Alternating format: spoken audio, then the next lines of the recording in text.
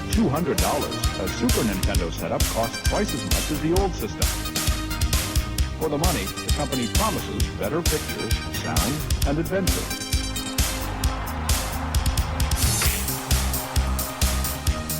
Now you're playing with power, superpower. You're the king, I tell you! The king! Only for Super NES. Only on Super NES.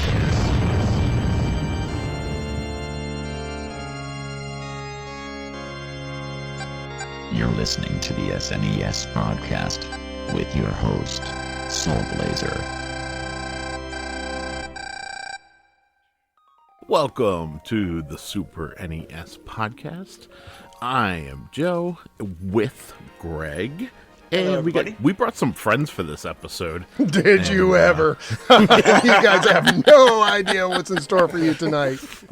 Or this morning, whatever time you're listening to this. And I was going to say, before I introduce our guests, I just want to mention that this is episode 188, The Legend of Zelda, A Link to the Past. So we have Kris with us. Hello. We got Phil, the No Swear Gamer. Howdy. And we got Ferg. How's it going? Hi.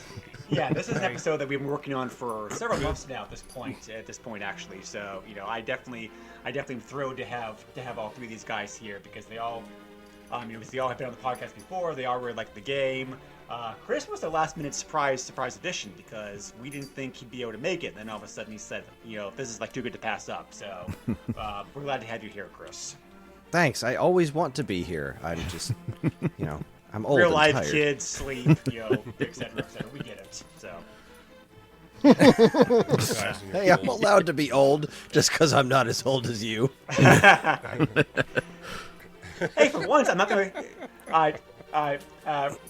For like running joke. Running joke at the podcast. Like drown myself. Like for once, like I'm not the oldest person here. And I just got the shovel. Yeah. The shovel's fun. Yes, so for those listening, I'm live streaming at the same time. So I just got the shovel in this game. Yeah, so we will. So like, so for anybody who's new to the podcast, I'll ask each of the guys to introduce themselves a little bit, talk about their podcast, YouTube stuff, or whatever they do. Phil's doing an interesting experiment tonight, like the podcast as well. So which will explain, I'm sure, for the podcast listeners out there. But anyway, A Link to the Past, definitely one of our heavy hitters that we've not covered yet. So we wanted to definitely have a special guest host on the podcast like for this. Because there are five of us, we're going to be doing the format in the same format as we did the recent Star Wars episode, where we have an assigned order, and there'll be 5 topics of discussion. We'll toss the topic, and then each person in turn will have a chance to talk about that thing, so everybody gets a chance to be able to speak and keep things nice and orderly. At least within reason. But, yes. The order would be Kris, Ferg, myself, Joe, and then finally Phil. So the topics are going to be introduction, which I'll explain here in a moment, graphics, music and sound effects, gameplay, and then finally all the closing thoughts. So during the intro, if you guys can just talk about briefly for like Phil, Ferg, and Kris, a little bit about yourself for anybody maybe new to the podcast, what stuff you do, that kind of stuff. Talk about maybe your first time playing this game, your experience with the Zelda franchise as a whole, and maybe what your favorite Zelda game is, and just any other intro thoughts that you may have like about the series as a whole or the game itself. So. Kris, why don't you do the honors and get us going? Wow. Well, I'm very, very grateful to be here. It's thanks for having me. My name is Kris Randazzo. I am a staff writer for Nintendo Force magazine. I run social media and YouTube channel and the podcast and the blog for StoneAgeGamer.com. And I'm also the co-founder of Geekade, which is the site that hosts the SNES podcast. I am a long-time Nintendo nut, and this game here was this game right here was an absolute experience for me. So as a kid, I started off playing on the Atari, and Atari 2600 was like just this wonderful experience to me. Just the act of playing, moving a joystick to control something on the television had blew up my imagination. So playing things like Space Invaders and Adventure, was just this awakening of my imagination. And then when I played the NES, that's when it just completely went over the cliff, and I was completely obsessed with both Super Mario Brothers and The Legend of Zelda. Zelda and Zelda 2 were like just complete game changers for me on so many levels. Just loved the world, loved the mythology, loved the instruction manuals and the artwork and everything. And so I was obsessed with those games and anything that I could find related to them. And right before we did the show, I was trying to look back on, like, how exactly did I get to A Link to the Past? Like, what was my path there? So it was Zelda and Zelda 2 on the NES and reading the instruction manuals obsessively. Then that must have been, geez, I gotta say that was probably like 1988 at some point. 1989 was when the Super Mario Brothers Super Show premiered, where every Friday yes. there was a Zelda cartoon. So like, oh my God, now there's a Zelda cartoon? Yes, please. So just lived and breathed that awful cartoon. Just loved it so much. The music and the sound in it. Used all the sound. Me. So Exactly. Oh God, such good stuff. I think I may have caught a glimpse of. I didn't get to actually read these until later, but in February of 1990, there were Valiant comics, kind of sort of based off Yes, of I had the those. Super Mario Brothers Super Show. I have a couple of them now. I think I had seen one of them at a friend's house at some point, but total obsession with Zelda, right? I was dressed up as Link for Halloween as a kid. My mom made me a costume, and everyone thought I was Peter Pan, which was, was awesome. Who are you? Oh, hey, you're Peter Pan. No, I'm Link. Who's Link? Nobody knows. So that was a good time. But this one right here, so totally obsessing over this. The first time I ever saw Link to the Past was, and I'm actually pulled this out. This is the poster that came with my Super Nintendo, which I believe we bought very close to launch. If it wasn't on launch day, it was pretty close because I was begging my parents for the Super Nintendo. Like, I had seen pictures of it in Nintendo Power at friends' houses and stuff. And on this gigantic poster that came with it, I remember opening up the box, seeing the Super Nintendo, and finding this poster. It's got Pilot Wings, F-Zero, Super Play Action Football, Sim City, Zelda 3?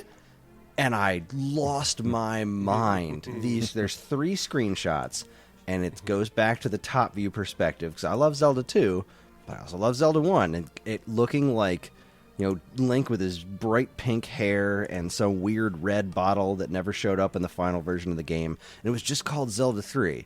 And I was like, this is amazing. I need to get this game. I absolutely have to get this game the minute it comes out.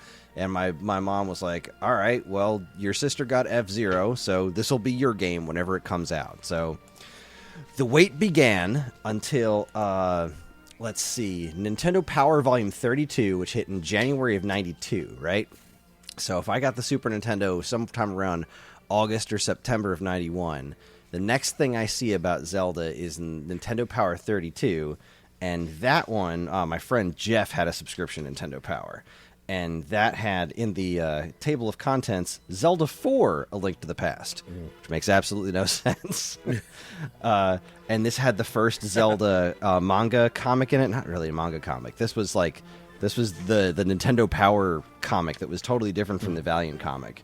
And it was so incredibly cool. And the first real preview and the first time I saw the name A Link to the Past.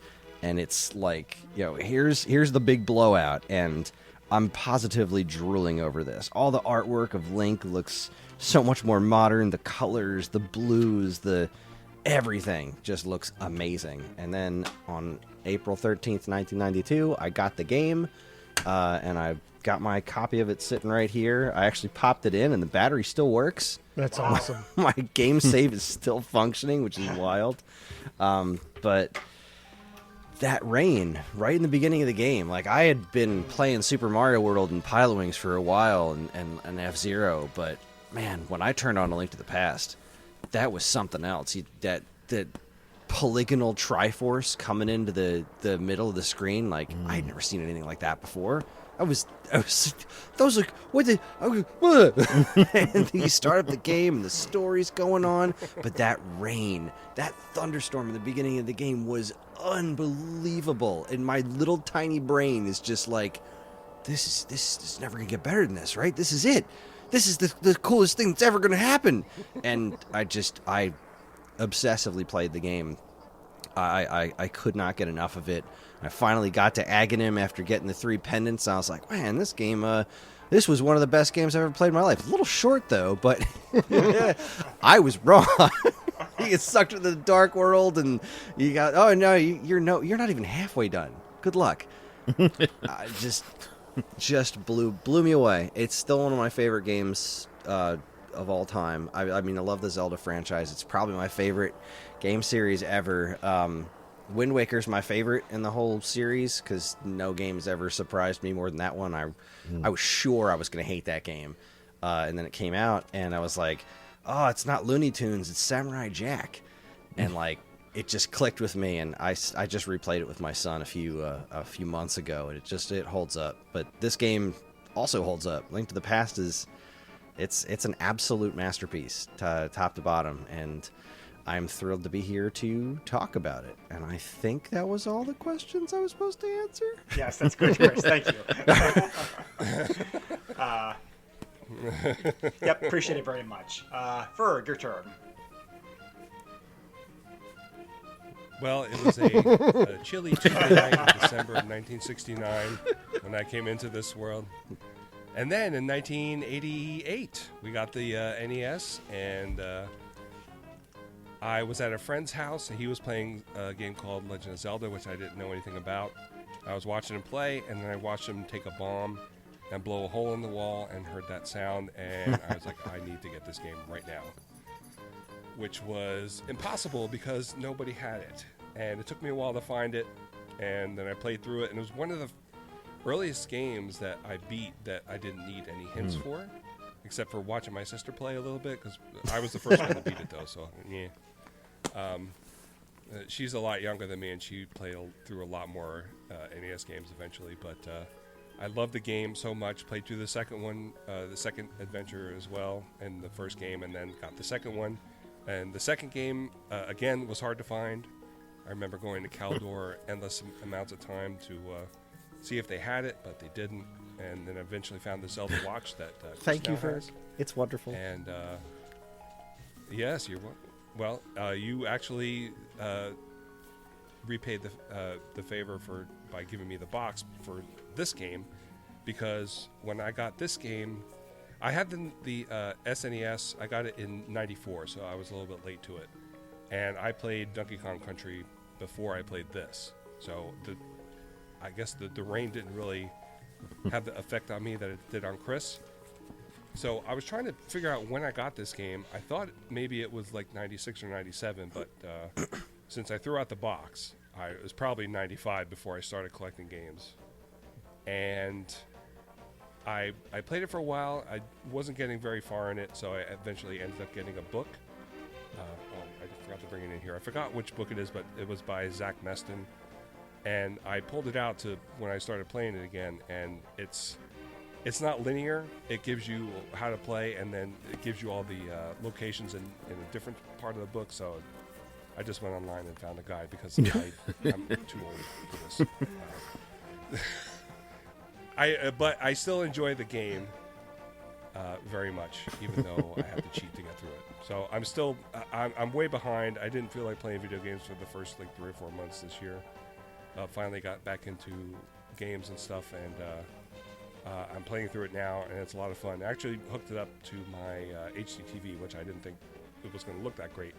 But it fills up the entire TV, and it's a little fuzzy, but Nice. I can still see Yeah, what's the going version on. of the game that's on the Super NES Mini that I have, and also that Phil is playing on right now, as a matter of fact, looks gorgeous, like in a modern TV set.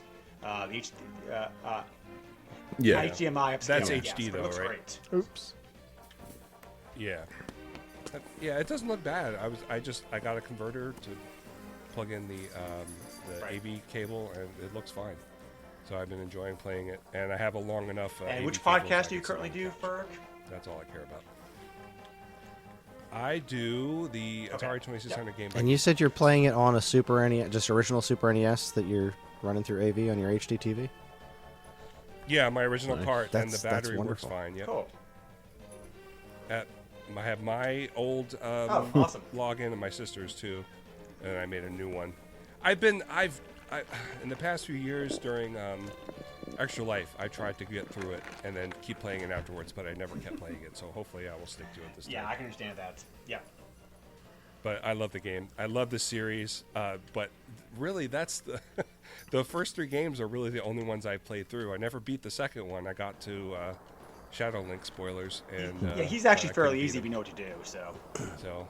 But if you don't know what to do, he is a Yeah, I didn't know what. pain in the butt. True. I died at that guy a lot when I was a kid. Yeah. And it takes forever to get. Yeah, it, that's too, true. If you Yeah. have to start it. And if you find all the Link dolls, and he's like, oh, a Link doll. Game Pick it up literally right now. gave me nightmares because And of then, that, oh, because it's of not how many gonna times I had to reappear. go back, and then my game memory got erased. My Oh, mom didn't let me man. play video games for a while because I had nightmares that night. She's like, all right, you know Oh. what? No more games for you for a little while. No, I have to get the axe. Oh boy. There wasn't even an axe in Zelda 2. Yeah. The only game that I really spent any time with was the Phantom Hourglass, and I had to stop playing it because I don't like fishing, I don't like sailing, and I don't like constantly going back over. Did you area do I've Wind already Waker then? Covered, so that game is pretty. Yeah, you're not Ferg, gonna I like that think for I game. haven't. Yeah, I I think ha- really I- like the Link's Awakening as well too, because that's like very old school Zelda. Yeah, I tried playing that, but I just haven't. It's like every time I try to put some time into something that is a long game, I end up stopping and never going back to it, and then when I get back to it, I'm like, I like Don't it. feel bad. That's me. Yeah. With every it's game. almost- But anyway, thank you very much for appreciate it. So, yeah, my experiences. Thank you.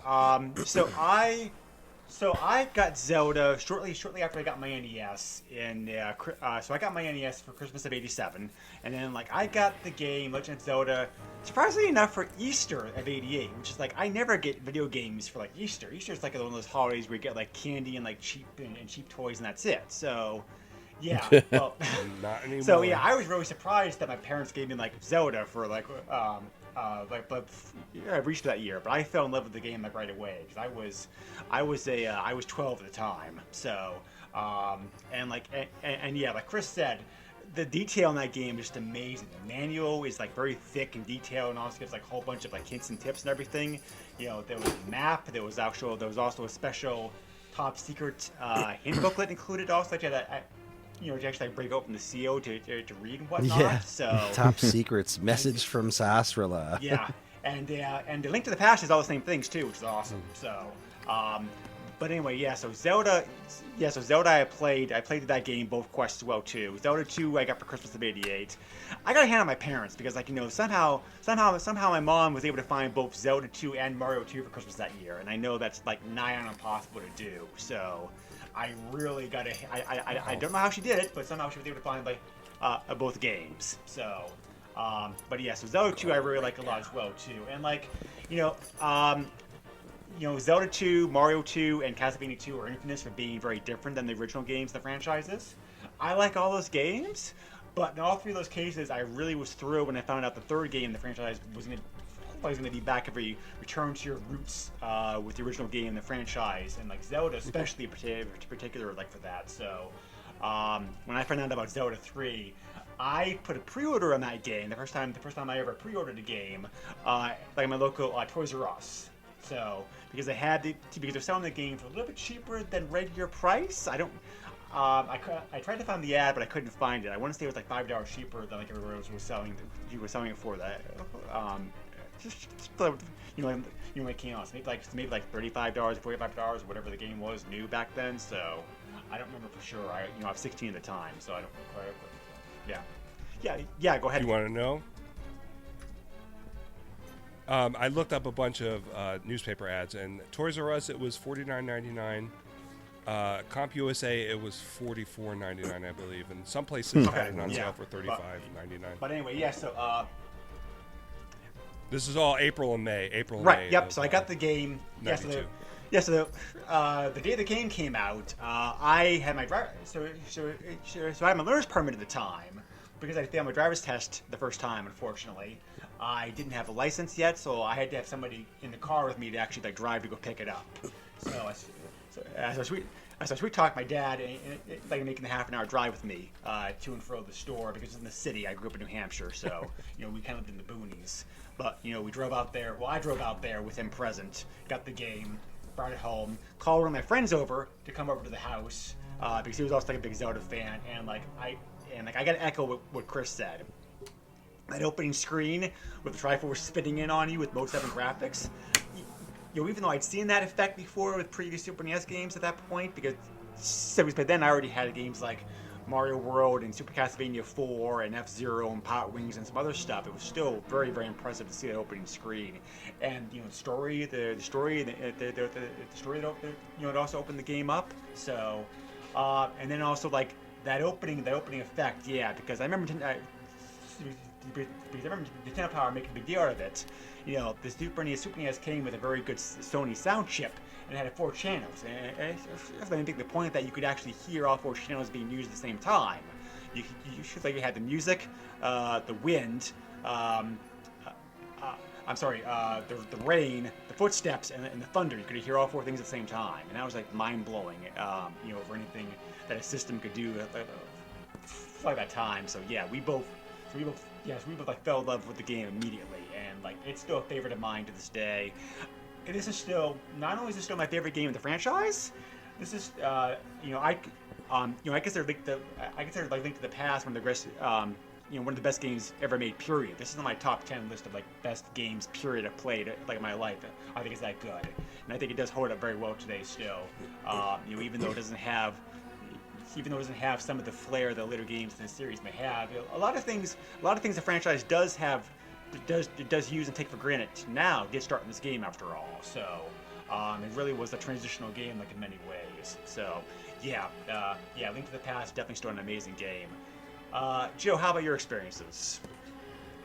Oh man, I have such a sad experience. So listeners of the podcast know that I was not a Super Nintendo kid. I got a Genesis. My Zelda growing up in the 90s was Crusader of Senti. And yeah. Don't get me wrong, it's a good game. But and it's expensive today. My goodness, yeah, that's like I wish I still had it. Cartridge.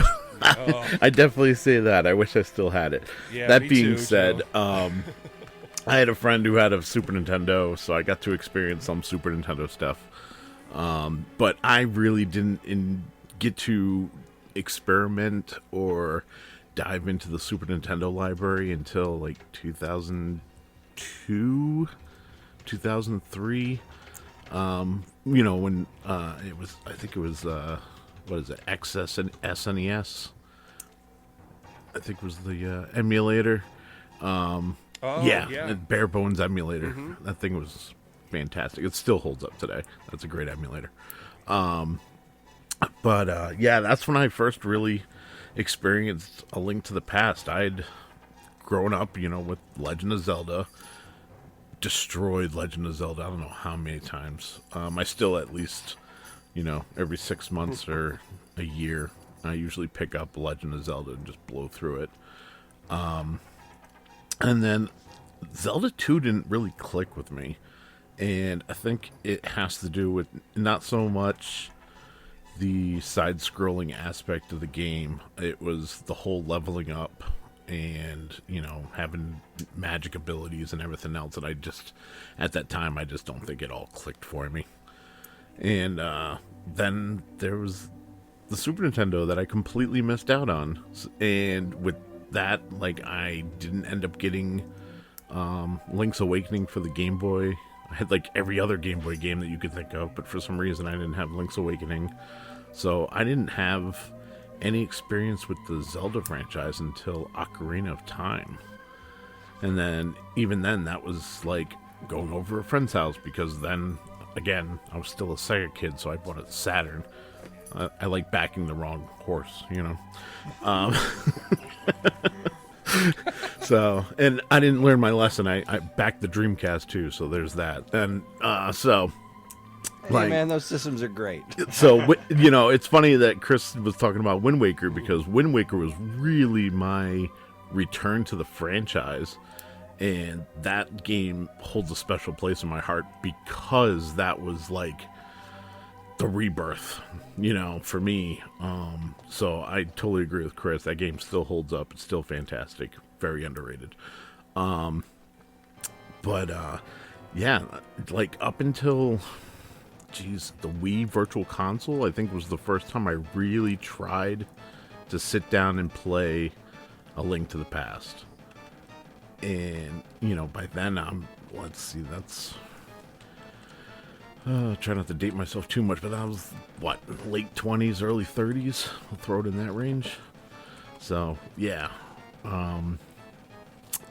I enjoyed it. I enjoyed what I played. It didn't blow my mind, you know what I mean? But it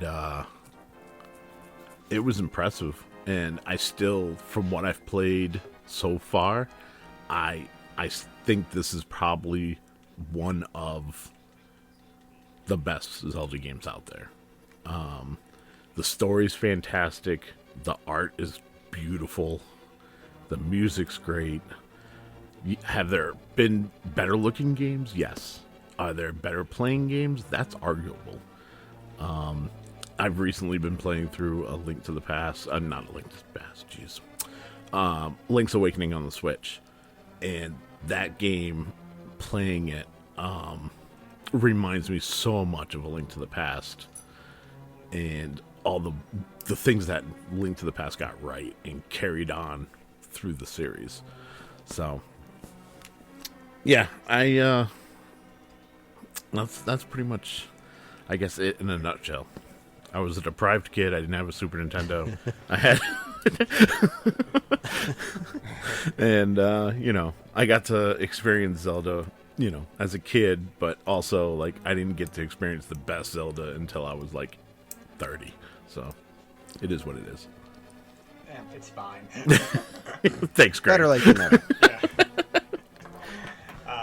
Greg passing judgment on me. No, not at all. But it's funny you mentioned 30 because I forgot to mention this before. We delayed this podcast a little bit, but our original plan was actually record this right around the time of the 30th anniversary of this game in North America, because it came out in North America in April on April 13th, 1992. But at the time of recording this, it's still technically April, so you know, close enough. We're in the window. Yeah, we're in the No window, technical so. about it. It is April 30th, 11:16 p.m. We made it under the wire. Not for much longer. And last but not least, Phil. Yeah, so first of all, sorry to my live streamers. Apparently, I cannot get the audio that we're chatting to. I thought it was working, but it's not on this stream. So they've just been watching me play silently. Link to the Past, like, is he here? Is everything okay? Hey, guys, what's up? So hello, all you people in the chat. I'm sorry. It was supposed to, I was really hoping it would work. I'm using a software and I thought it would work, but it's not apparently. I tried fidgeting with it, but nonetheless. So, my history was Zelda. That's the question, right? Oh, by the way, I'm the Nose for Gamer. I do a YouTube show, yada, yada, yada. I did the Atari 7800 game by game podcast, yada, yada, yada. It's done. Okay. So, let's see. So my history, well, I want to go back, Ferg might appreciate it, to the Atari 2600. Because I grew up, as a lot of people know, I did not grow up with an NES. I was a budget-conscious kid. I didn't have a lot of money. I bought a 7800, and I got a ton of 2600 games on the cheap, like $1 at a garage sale, you know, back when NES games were like $30-40 a pop. And so I built up a massive library, and one of my favorite games was Adventure. And Adventure, to me, plays like a precursor to Zelda.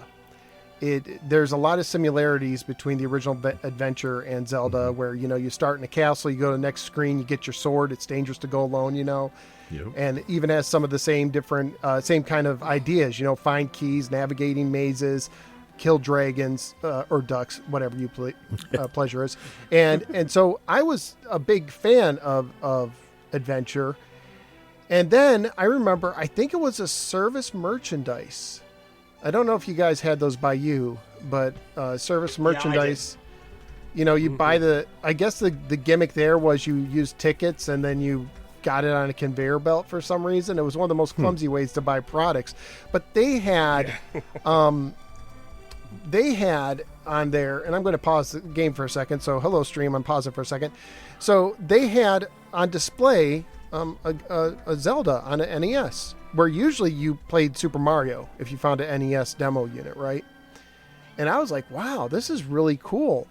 And then there was a friend I befriended in school. He was like picked on a lot. He was one of those kids. And I was like, why do people pick on people, you know? And I befriended him, and he had an NES. And when I'd go over to his house, he played Zelda.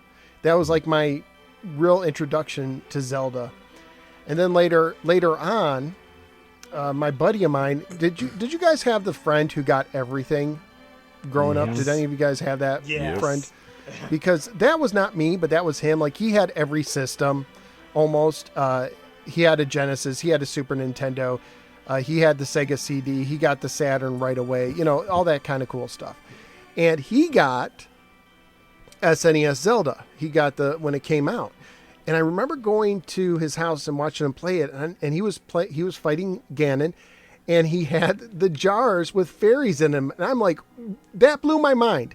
Don't ask me why, but the fact that you had a jar with a fairy in it, which is kind of cruel when you think about it, but you had a jar with a fairy in it, and you dump it out and you get the health or whatever. I was like, that's amazing to go from adventure to the Legend of Zelda to the Super Nintendo Zelda. And it really was, to me, super, right? Because the Super Nintendo was all about making games super, so they sounded better, they looked better, they had more stuff. And this game is a Super Zelda, right? It took everything the original Zelda did, and it made it better, and it added more stuff to do. So I would be... The Zelda franchise is my favorite franchise of all time, bar none. And I've played a ton of the games. When I got a GameCube, I did a deal with Nintendo Power where if you subscribed, you would get the Zelda Collector's Disc, which had Zelda. Yeah, you had Zelda 1, 2, and then you had also not Link to the Past, but you had Ocarina of Time, Majora's Mask, and a Wind Waker demo. Yeah, it had the Master. Well, that was a quest, right? That was a separate one. And what's funny about that is I actually got I got an amazing GameCube deal. It was right when they lowered the price to $100. It came with the Game Boy player bundled. It was a Walmart deal. Oh, wow. And it came with the Zelda Master Disc, which was Ocarina of Time and a master version of the game, like a harder, where they switch things up. And I actually flipped that on eBay. I sold it on eBay so I could buy my Nintendo Power subscription and get the 4-game disc instead. So that was my way of doing that. So I played that. I played Wind Waker. I played some of the DS games. And if you ask me what my favorite game is, if I have to go by what I played the most, it's the original Zelda. I've had it on my 3DS for a long time. I was part of the Ambassador program where you got free games with it. And that was one of them. And I played Zelda 2 on there too. And I don't think Zelda 2 is bad. It's just different.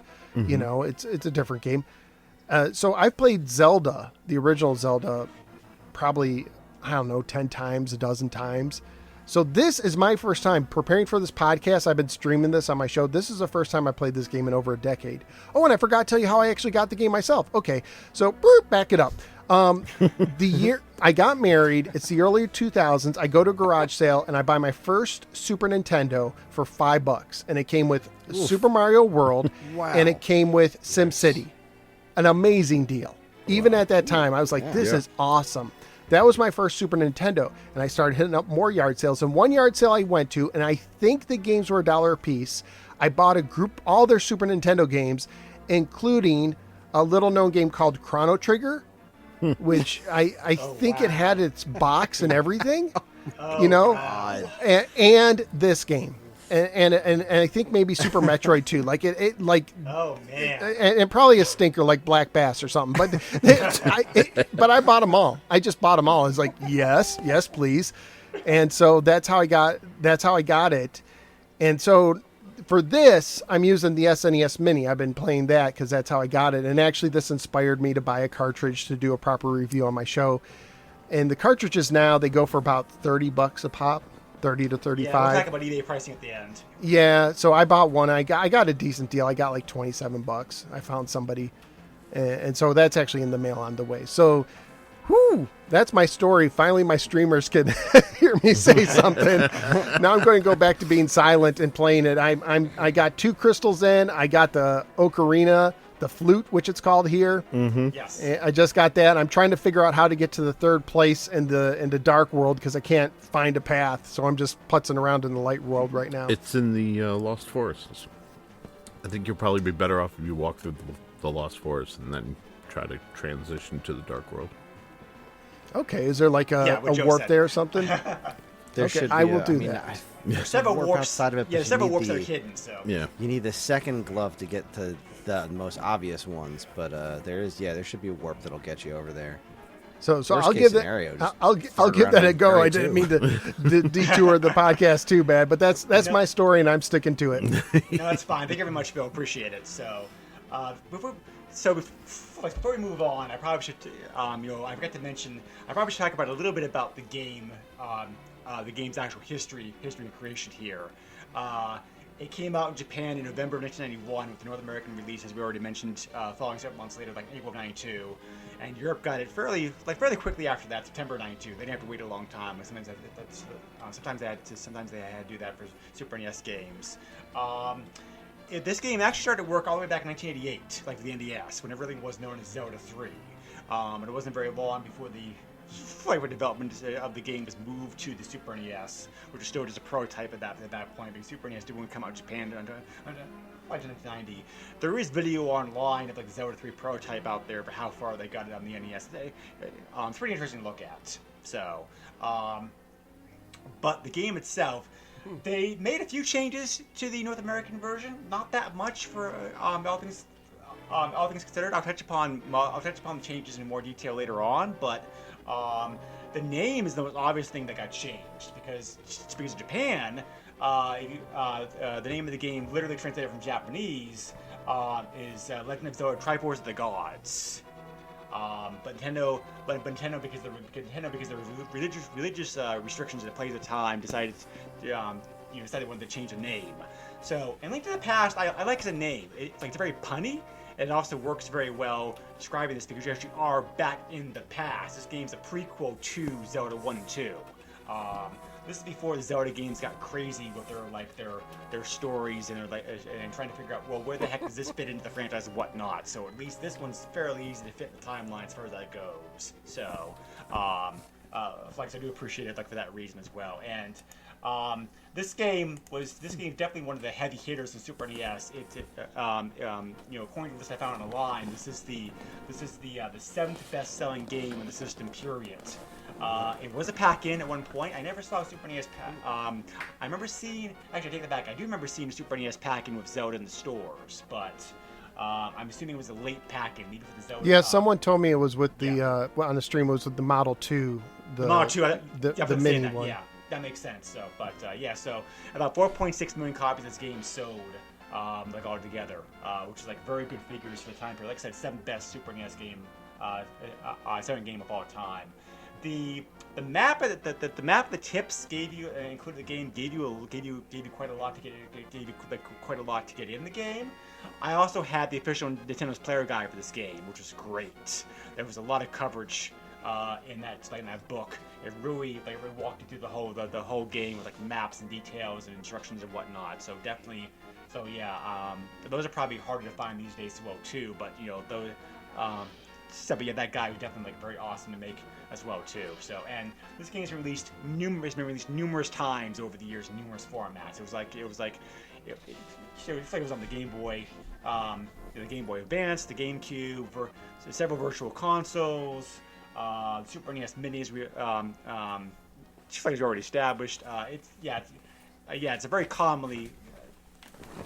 common, easy to find game to play these days if you want to do it. But you don't need to shell out the money for an original card if you don't want to. You can get the game, I'm sure, online for maybe $10 or something like that. It's definitely very easy and cheap game to pick up these days to play because it testament to how popular it is over the years as well. It's included in Nintendo Switch Online as well. Yeah. So, but numerous formats as well. But anyway. Let's move on to those graphics that we've already talked about a little bit here on the system. Kris, why don't you get us going here, please? All right, so I mean, I already talked a little bit about the visuals with the rain hitting me up right in the beginning, but so as a gigantic fan of the original NES Legend of Zelda, one of the things I used to love to do, and I think a lot of this comes from me starting off with the Atari, was like, it was all imagination. You know, you'd be looking at the screen, you're moving a bunch of squares around, but then you look at the box art and these gorgeous detailed paintings. So a lot of the way that I would play games when I was a kid had a lot to do with, like, I understand that the visuals I'm seeing in this game are just the best representation that the artists could make with the technology, and I would fill in all the blanks in my head. And something that always kind of felt weird about the original Legend of Zelda was the lack of green on the ground. You know, you go everywhere you go, the ground is, you know, tan like it's sand, and most of the green comes from either Link or the trees that are around. So the most striking thing to me was how green this game is. The grass on the ground, especially contrasting against the blue of the waters, is just absolutely perfect to me. Like right now on Phil's stream, he's walking through the Lost Woods after you've gotten the Master Sword, and it's such a simple effect, and they do something similar to this a couple of times throughout the course of the game, where they've just got this overlay of light coming through this canopy of trees that moves at a different pace. It just scrolls at a different pace than where the actual ground that you're moving across is, and it's a simple effect, but it is so incredibly effective. A similar effect like this is up on Death Mountain. When you go up on Death Mountain and you walk close to the edge, and you see this multi-layered scrolling happening way down on the bottom, and you can see Hyrule underneath you of like how high up you are, and it was this sense of scale and the attention to detail in this game's visuals that were just constantly astonishing. Especially, you know, playing it right when it first came out, because even at that point there weren't a lot of games that looked this good. Playing it now, I imagine playing it now for the first time, having seen what video games look like now, it could be somewhat underwhelming if not for the just top-notch art direction here. Like, it's such an amazing looking game, not just straight up graphics, but the way the graphics are interpreting this art direction so beautifully well. It's such a pleasant game to look at. Okay, thank you very much. Yep, that's a good summary. So you definitely made everybody's work easier, I think, on this topic by going first. So I appreciate that. No problem. Ferg, follow up on that, please. Oh, sure. I'm not really a graphics guy, obviously, since I love the 2600 so much. I'm more the gameplay, but I can see how. I mean, just the Super Nintendo over the Nintendo, the pixels are much smaller, so you get more detail that way. And when you're trying to make a what's that stuff called? The perler beads of a Super Nintendo, it doesn't look as good because the pixels are so small and it just looks like a mess. Anyway, I do like what Kris was saying about the green and the blue. It does contrast nicely. I like that. I like the wasn't there like a smoke effect? Yeah, when before you get the Master in the Sword. woods? Oh, that scene where you Yeah. pick up the sword. Oh, oh my god. Oh, I still get chills. Man, I was streaming that the other night, a couple nights ago, and someone in the chat is like, "This is making me cry." You know, it's like they're like, it's like a movie, and so I could definitely see that. Yeah, I guess I have something to look forward to picking up the fake one.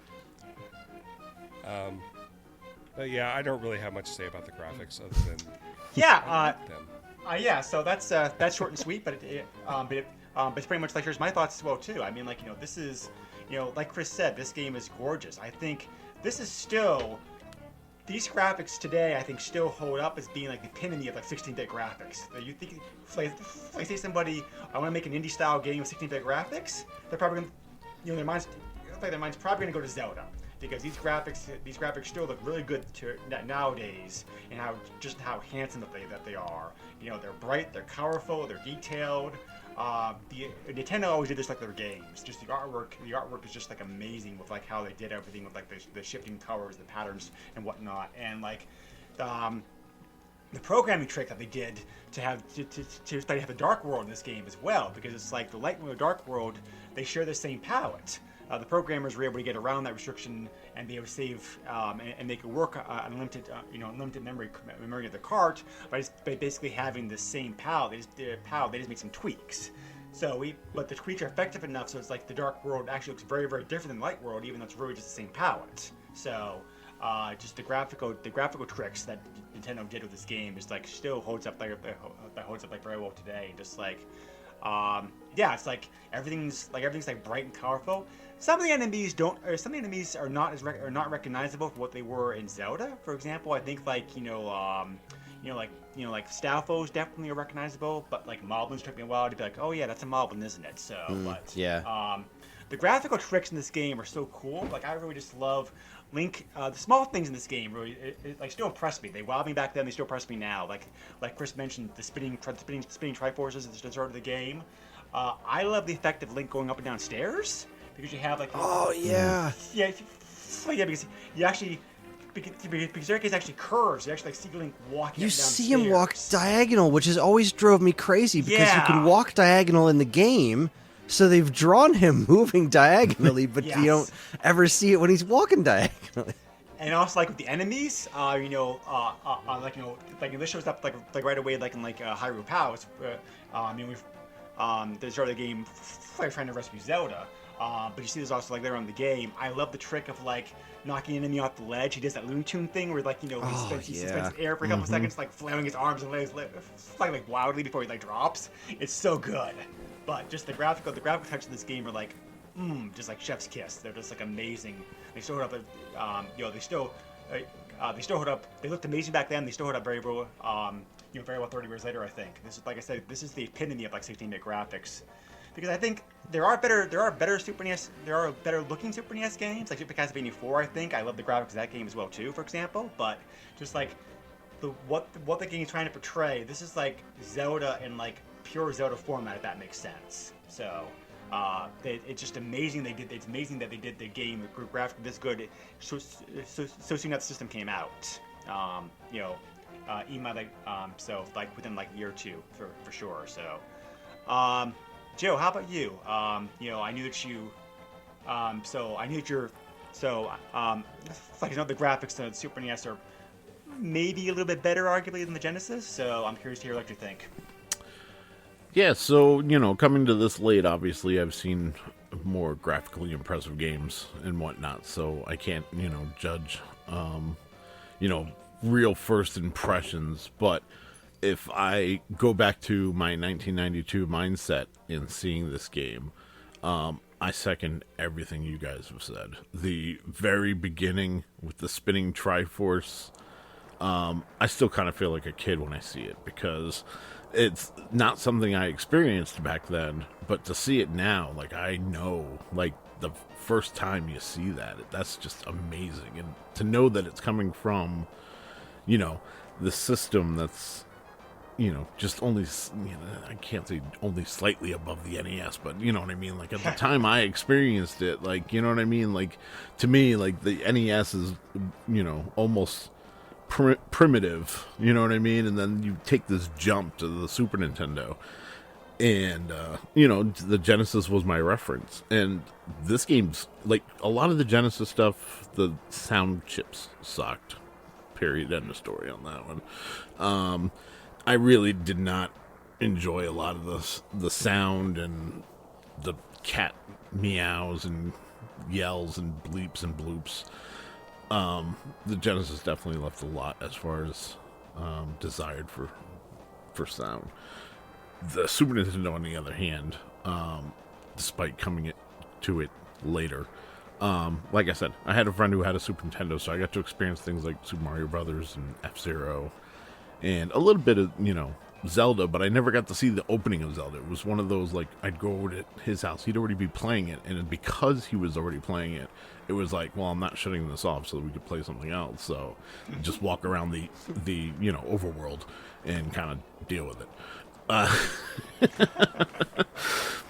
So, yeah, I mean, the game's beautiful. It's colorful.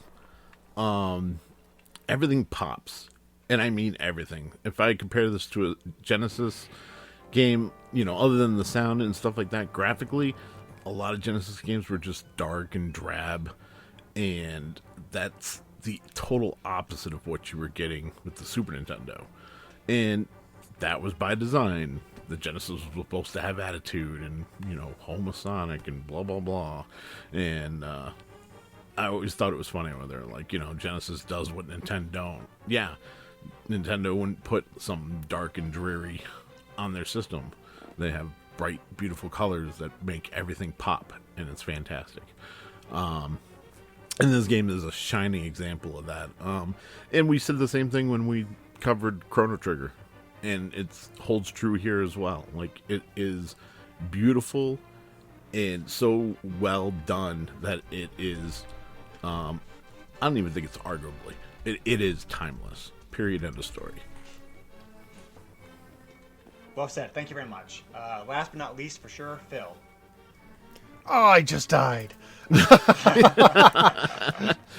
Spoiler alert, I'm like 6 seconds behind on the...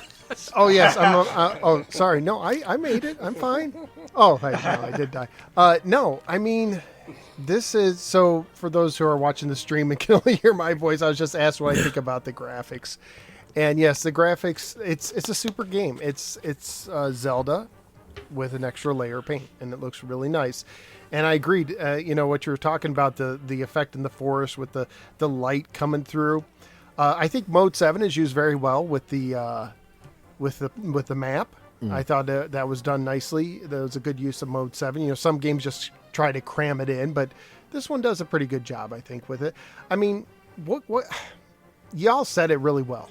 I will say, I know it's a silly thing, but I like the effect, the glowing effect. Like some of the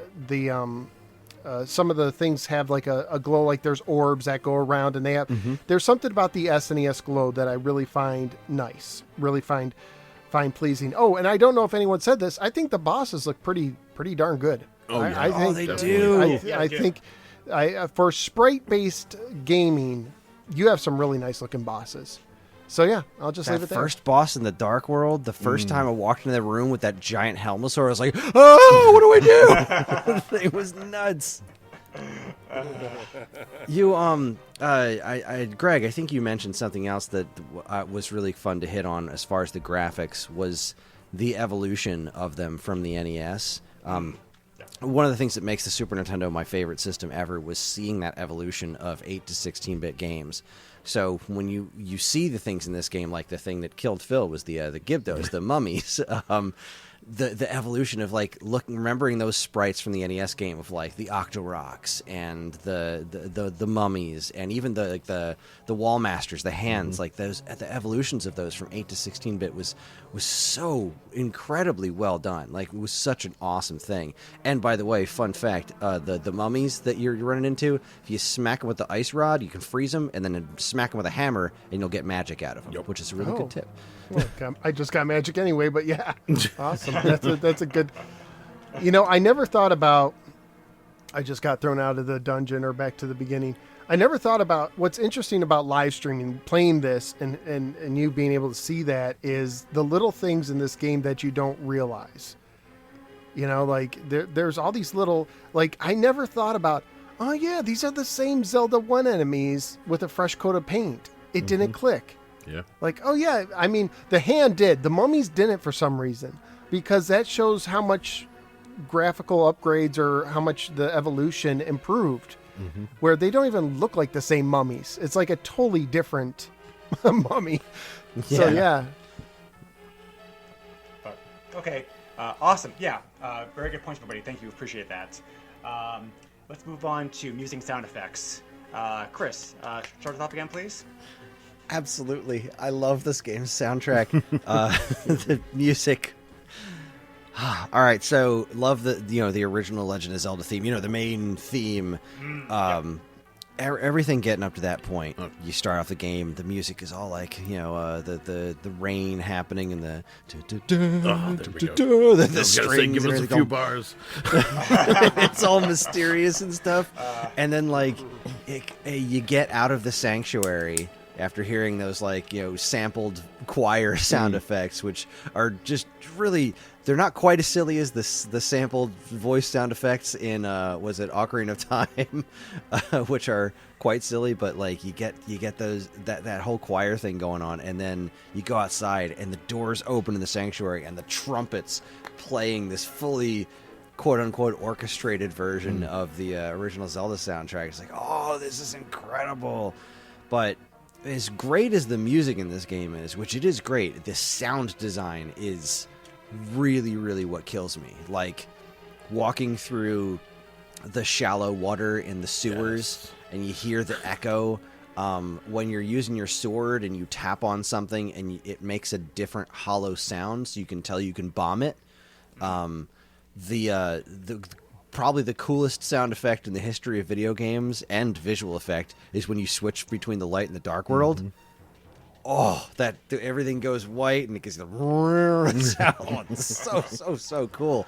And the monster sound effects, like the sound design of the way the sound effects work in this game are so incredibly well done. So as great as Koji Kondo's soundtrack is in this game, which it is great, the sound effects, I think, are really what brings this game, makes the whole thing feel so much more tactile, because it just, the whole world of this game is so very alive, and a lot of that comes from how well implemented the sound is. So, yeah, big thumbs up all around, especially on the effects when it comes to sound. Great, thank you. Appreciate that detail. Ferg, you anything that you want to add on to that? Sure. I really like, this is probably my favorite Super Nintendo soundtrack of a game that I've actually played, because for a while there I was listening to a lot of SNES stuff and a lot of games I never played through, but this one is definitely up there. But like Kris said, the sound effects are really good too. There's parts in the songs that kind of sound like sound effects, like I think it's Cage. Yes. It's got the weird little splashy sound. There's that. Love yes, it. that's what I was referring to. Yeah, and I love the song, the fortune teller guy. Oh yeah. And then you get that really dissonant, like it's every note in the scale playing all at one time. It's really, I really love that song, and it just keeps you going. The soundtrack it propels you forward to keep wanting to play, and yeah, it's good. And this was the first time that I had a stereo TV, so Nice. I could enjoy the sound. Have you happened to play Cadence of Hyrule at all? It has a lot of like really fun reimaginings of this specific game's music. It takes most of its cues from Link to the Past, and it's really wild. I've not listened to it either, so I have to check it out. Cool. Really cool game. Weird, but very cool. But yeah, definitely. Just to add on to what you guys were saying. I think so. I agree. This is a very good soundtrack. It's definitely a great soundtrack by Zelda standards. I think Super NES has better soundtracks, but the soundtrack, what we're here for what it is very, very effective. Like Kris said, just like the, hearing that classic Zelda theme, 16-bit glory, like when you actually leave, leave the what do they call it? Like, it's not a church, even though technically it's a church. Sanctuary. Sanctuary. Yeah. It's just amazing. So, there's not a lot of songs in this game. I think you actually, if you look at the list, there's only like 12 songs. So soundtrack's definitely not as packed as other games, for example. But with the exception of the Sanctuary music, which I really don't care for that much, I'm sorry, but with the exception of that one, everything else in this game, sounds great. besides the Zelda theme, I also really love the boss theme music because it's so even though short, Yes. it's very intense. It's like those drums and like the trumpets playing. It's like really like get you in the mood for like some serious combat. So That intro in particular, just you walk in a room, dun, dun, dun, dun, Yes. dun, dun, dun. Yeah. Also the opening piece, that short little piece that plays when you turn on the game to go with the spinning Triforce, just so good. It's like it's just so good. But just that brave little heroic theme to get you like, yeah, let's do it. So just a great way to open up the game for sure. So yeah, again, the music of this game's held up. Has held great over the years. Joe, how about you? What do you think about the music overall? Well, I just bought what's the Skyward Sword for the Wii just for the soundtrack because it's got an orchestrated soundtrack CD, and they have quite a few pieces through the years, but a good portion of those pieces are from A Link to the Past and done very well. So yeah, needless to say, I love the music in this game. And the spinning Triforce is cool. We've already discussed that. But, with also that dun dun dun dun dun as it comes in, I love it. I love it. Sound effects are on point, like Kris was saying, like just walking through water. It's such a small detail, but it's such a good one. Like the sound, like when you're in the swamp, there's a point where like, you're walking through some water and it's just, you're walking through water. It's whatever. You're walking through the swamp. You're outside. But then once you get into the would-be dungeon and you walk through puddles that way, it echoes and it sounds like you're there. And that's the big takeaway from this game, is that this game, unlike the other Zeldas where you had to use your imagination, the game itself immerses you into the story it's trying to tell. And it does such a good job of that, especially with the sound. Very well said, thank you. And finally, Phil. Yeah, it stinks. Thank you, Jay Sherman. That was a good show. I like this guy, Greg. You should have him on more. No, let me say that the one thing I will say, does anybody else get annoyed when you're like down to your last heart and the little Always. beep, beep. Like I just had that. Yeah. Like it's panicked, but It's a reward for dying. Like, hey, I don't have to listen to it anymore. It's very effective. I'll agree. Very atmospheric. Very well done. Like I said before, it's very super. I will say, graphics, sound, the whole shebang. There are other Super Nintendo games that do it better, but for Zelda, it's perfect for what it is. It fits it very well. I want to give props to the running through the puddles. Great sound effect. Also the use of wind. There are some really good wind sounds in this, So yeah, sound and the music is there's nothing much more I can say. It's classic. It's very well done.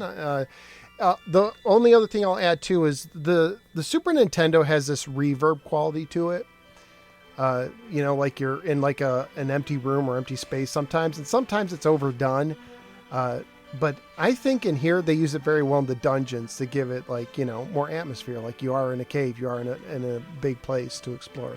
So yep, thumbs up. Great, awesome, thank you. I forgot a couple of important sound things. I'm sorry. Fine, go ahead. This game was like the birthplace of some really, really, really important musical cues that reappear in the rest of the series. Like the fairy, right. Zelda's Lullaby appeared in this for the first time. Like Ferg just said, the fairy theme. Yeah, the file select. Yeah. This is the first game that came from. When you pull the Master Sword, that was when you pull the Master Sword in Ocarina of Time. They did that again there. And we were talking about the spinny Triforce thing in the beginning of this game. That's in the big. I guess I don't want to spoil Wind Waker, but like the big reveal in Wind Waker when you find out who Princess Zelda is, that they use that intro from A Link to the Past, like including the spinny Triforce thing, and then the song that comes after it. It's like this game was like the seminal moment for so much of the future of Legend of Zelda, especially sonically. So Yeah.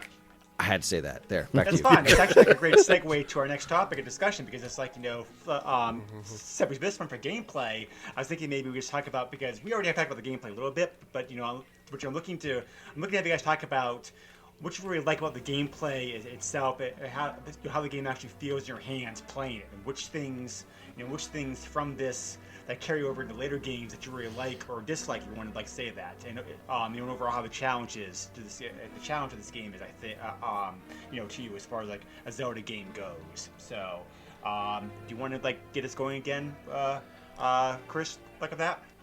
Yeah, absolutely. As far as a gameplay is concerned, that's another thing that was really important that carried over to later Zelda games, was the way Link swings his sword, which was an intrinsic difference in the way you play this game as opposed to Zelda and Zelda 2. Zelda 2, most of the action is side-scrolling, so him just stabbing forward him swinging his sword wouldn't have made that much of a difference. But in the first Zelda, you stab forward. In this game, I'll never forget the feeling of the first time pressing the button and seeing him swing the sword all the way around, and that it does damage in this like arc in front of you instead of just what's directly in front of you. And coupled that with the ability to move diagonally, and it just made the game feel so much more accessible, and so you had so much better control over Link himself, which made the game more fun to play. Picking up things and throwing things always feels very good. The way that they added dimensionality to it, there's not just going upstairs and downstairs, which will take you to a different room, but being able to go upstairs and downstairs within a singular room. Like, there's another floor underneath you in this very room, so you just have to find a set of stairs or jump down to this a level below you. Like, those gameplay elements were spectacular. And then also factoring in stuff from Zelda 2, like magic. There was no magic in the first game, but magic was a huge part of Zelda 2. So instead of spells, you have items that consume magic, or you eventually get, sort of like spells, but the medallions that work like spells that do all kinds of crazy stuff, which is super fun. Magic powder, like, the game is very fun to play, and that's what the best Zelda games do best, is they worry about what's fun to play and then build around that. And this game is just a shining example of Nintendo doing what they do best, which is the whole design a gameplay style and then build something fantastic around it. And this game in particular, it's just so obvious that they paid so very close attention to what makes this game fun to play as opposed to what on paper makes it quote-unquote good, because that's something you run into a lot. And one of the reasons that I have always gravitated more towards being a Nintendo fan than a Sega fan, especially back in the old days, is that I felt like a lot of what Sega's games did, and this I've come to understand, is just a difference in the way some people experience games. A lot of people get a lot out of the experience of playing a game, whereas, isn't it cool that I can do this thing, whether or not it's legitimately a fun thing to do? So, like, something like Grand Theft Auto has never appealed to me because I don't care that I can drive around and do the things you can do in Grand Theft Auto, because I don't think it's fun to do those in the game. So whereas this game, every single thing that you do using the hook shot is a great idea on paper, but it's actually fun to use in the game, and that's what makes it so special. Great. Yep. Definitely very well said. So once again, thank you for going first. I think you're going to help everybody else. Definitely. Yeah, thanks for stealing all our answers. I'm glad it was well said, because I thought I kind of lost myself in there for a while. Jeez, But who let me also ask invited you, Kris here tonight? Well, let me also. Well, before we move on, let me also ask Kris one question, because I think he's probably the best qualified that I've always to answer this. What do you think about the overall difficulty of this game with the other Zelda games? Do you think this game is harder, easier than other games in the franchise? Like, how do you feel? That's kind of a hard one for me to answer, because I've played it so many times like I've played this game through to conclusion so many times I could basically beat it in my sleep, but I do think there is a decent chunk of challenge in the actual execution of things. Like sometimes the puzzles can seem pretty obtuse, but not quite as obtuse as, say, the original NES game or even Zelda 2. But it comes in the actual execution. Like I'm watching Phil's stream right now, and I'm like, oh, he was pulling that statue and kept getting grabbed by the wall master. Like that timing is legitimately tough. You've got to be listening for when the wall master's going to come down, and then walk away, wait till he goes away, and then go back and pull the statue a little bit further. So even when you know what you're doing, the execution can be kind of difficult. Another great example of that is the third boss in the Light World. In the beginning, the big snake that you have to keep hitting in the tail. Yep. I mean, you know exactly what you got to do, but sometimes he's just going to knock you off, and then you got to climb back upstairs and start all over again. So it's definitely not the hardest game in the world. I think the difficulty is extraordinary. It's very fair, is what I would say about this game's overall difficulty. Like, we're not talking Mega Man or Ninja Gaiden here. We're talking something that has a pretty decent learning curve, and as compared to the rest of the Zelda games, I think it's easier than Zelda. Definitely easier than Zelda 2, because that game's just mean. But as far as like other games after it, I think this handles difficulty a lot better. Whether it's harder than something like Ocarina is kind of difficult to judge, I think, but like, I find this game way easier than, say, Majora's Mask, because I think this game's far more fun than Majora's Mask. So the difficulty is tied to how enjoyable it is to actually play. So yeah, it's really hard, but it's also kind of encouraging and forgiving in certain ways. So yeah, I hope that makes sense. Yes, it did very much. Thank you. Appreciate that. Can Howard, I what do you add say 2 about cents this? on that, on just that Sure. difficulty thing, since you brought it up? You know, I'm going to say that it's not a difficult game. There is some things where you don't know what to do, right? Where it makes me wonder, you brought up the strategy guide. Like, was there ever a thing like, let's put just a couple things in there where they need to get the strategy guide or subscribe to Nintendo Power? Like, there's a few things where, like, how would you think of that, right? Without some sort of a hint and games did that back then. But overall, I mean, I've been playing this according to the meter on my SNES Mini. I've been playing this for like 4 or 5 hours, and I'm got 2 crystals down, and it never gets to the point where I want to throw my controller against the wall. There's frustrations, but it's like, you know, I think I could do this. And of course they give you all the other stuff. So no, I think what makes it, I wouldn't say difficult, it's bigger. Compare this to Zelda, and it's bigger. But what's interesting is the original Zelda, they gave you, you know, put in Link and you could play a second harder difficulty, right? Where they mix up everything. This kind of already does that with the Dark World element, right? Right. Like now you go back and forth. So I just wanted to chime in about the difficulty before I die in my live stream. No, yeah, that's fine. Yeah, so like, you know, we'll just consider that to be your time to speak. I mean, like, Oh, thanks a lot. So. That's fine going out of order. Like, you know, 5 people, 5 people on the podcast can be a bit hard to manage sometimes. So, but yeah, so just to add on real quick what you're saying, I posted pictures in the Discord about the actual tips and the secrets guide that came with the game, and I think it's pretty good as far as, like, you know, giving you some basic tips to help you with the game, because it covers areas in the Dark World as well as Light World. I don't think you have to purchase a guide to succeed this game. You know, the guide certainly helped me, but I didn't have the guide to original Zelda or Zelda 2. I just simply used the hints I was given the manual and just like slugged through it that way. So, but yeah, so I think this game, the hints give you a nudge in the right direction that you don't even have to open up if you didn't want to. So, I will say I think it was easier to play through Zelda 1 without a guide. Yeah. Really? Yeah. Yeah. Yeah, I'll agree with that. Wow. Because Zelda's more abstract, you know, for various reasons. I think Link to the Past does a better job of telegraphing things to you. Yeah, I found Link to the Past easier than Zelda 1 without a guide. I remember just struggling a lot with the first Zelda to be like, I mean, how the heck do you... I had to ask friends. Like, it was all like schoolyard stuff. Like, I had to I'm call sorry, the you gotta game play the counselors to figure out how to get past the grumble model because that just never Right. occurred to me. playing the flute in front of the lake. Oh yeah. Okay, cool.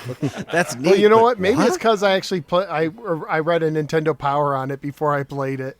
So maybe they but both games have these little things like, you talk about the flutes. I mean, this one has the flute. It's not called an ocarina yet. So there's definitely different areas. To me, I think Zelda 1 was easier just because there was less stuff that you had to manage. Your inventory wasn't as okay. large. So I think that's where that it goes makes to. sense. Yeah, I it was more of a getting lost thing in Zelda for me. Like, all right, where was that one thing I have to burn down to get to level 8? I did that earlier. Where was it? It was over there. I still have problems finding level 2 for some reason. All the time I play that game, level 2 for some reason. Just can't point it out on the map. Every other level, no problem at all. 2, lose it every time. But I guess it's just I think it just comes down to the different ways that you play games. Like, because I felt like this one was more guided and more like, all right, here's your map. It shows you this is where the 1 is, this is where the 2 is, and like just go there. Whereas There's no Zelda challenge 1 to get was, there, but at least you know like where to go.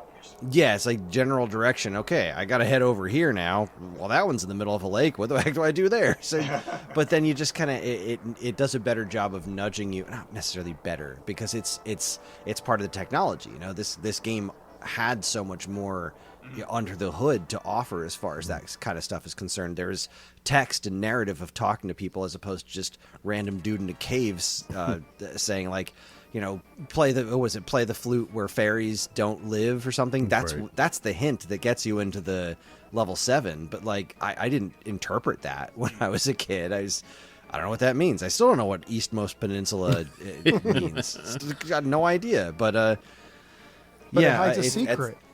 Yeah. It does. What is the secret? It's a secret kind to of everybody. related. Yeah, so kind of related to that, the thing that always got me for like original Zelda, because you made some great points, but the thing that always confused the heck out of me for many years was the. Do you remember in the manual for Zelda where it says to give you the, how it gives you those hints on the bottom of the pages, like read through the manual. One of the hints is about how to defeat the Polish voice, like those bunnies with the big ears, and the hint just basically says they hate loud noises, and so you think you have to use the whistle to defeat them, but you don't. Use the arrows. So I found out years later that they actually It's a reference to the Famicom version. Famicom version. They messed up. Yeah, they messed up translating it because the Famicom came with a microphone built into Player One controller, and the Japanese version would actually blow into their controllers to defeat him. But obviously they took that out with the American version, but they forgot to take it out of the manual.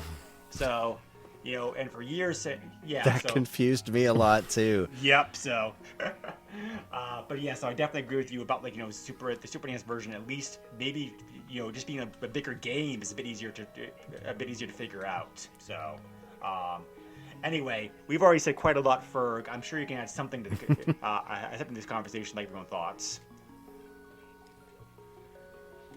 I think the Zelda games do a pretty good job of guiding you where to go next, but there's always a lot of extra stuff you can find. I think with this game, it started the cracked walls, which you can either run into or blow up with the bombs, whereas before you would spend a lot of bombs trying to find the... or even worse, Zelda Second you Quest, could get Invisible into. Walls. Oh, I hated those.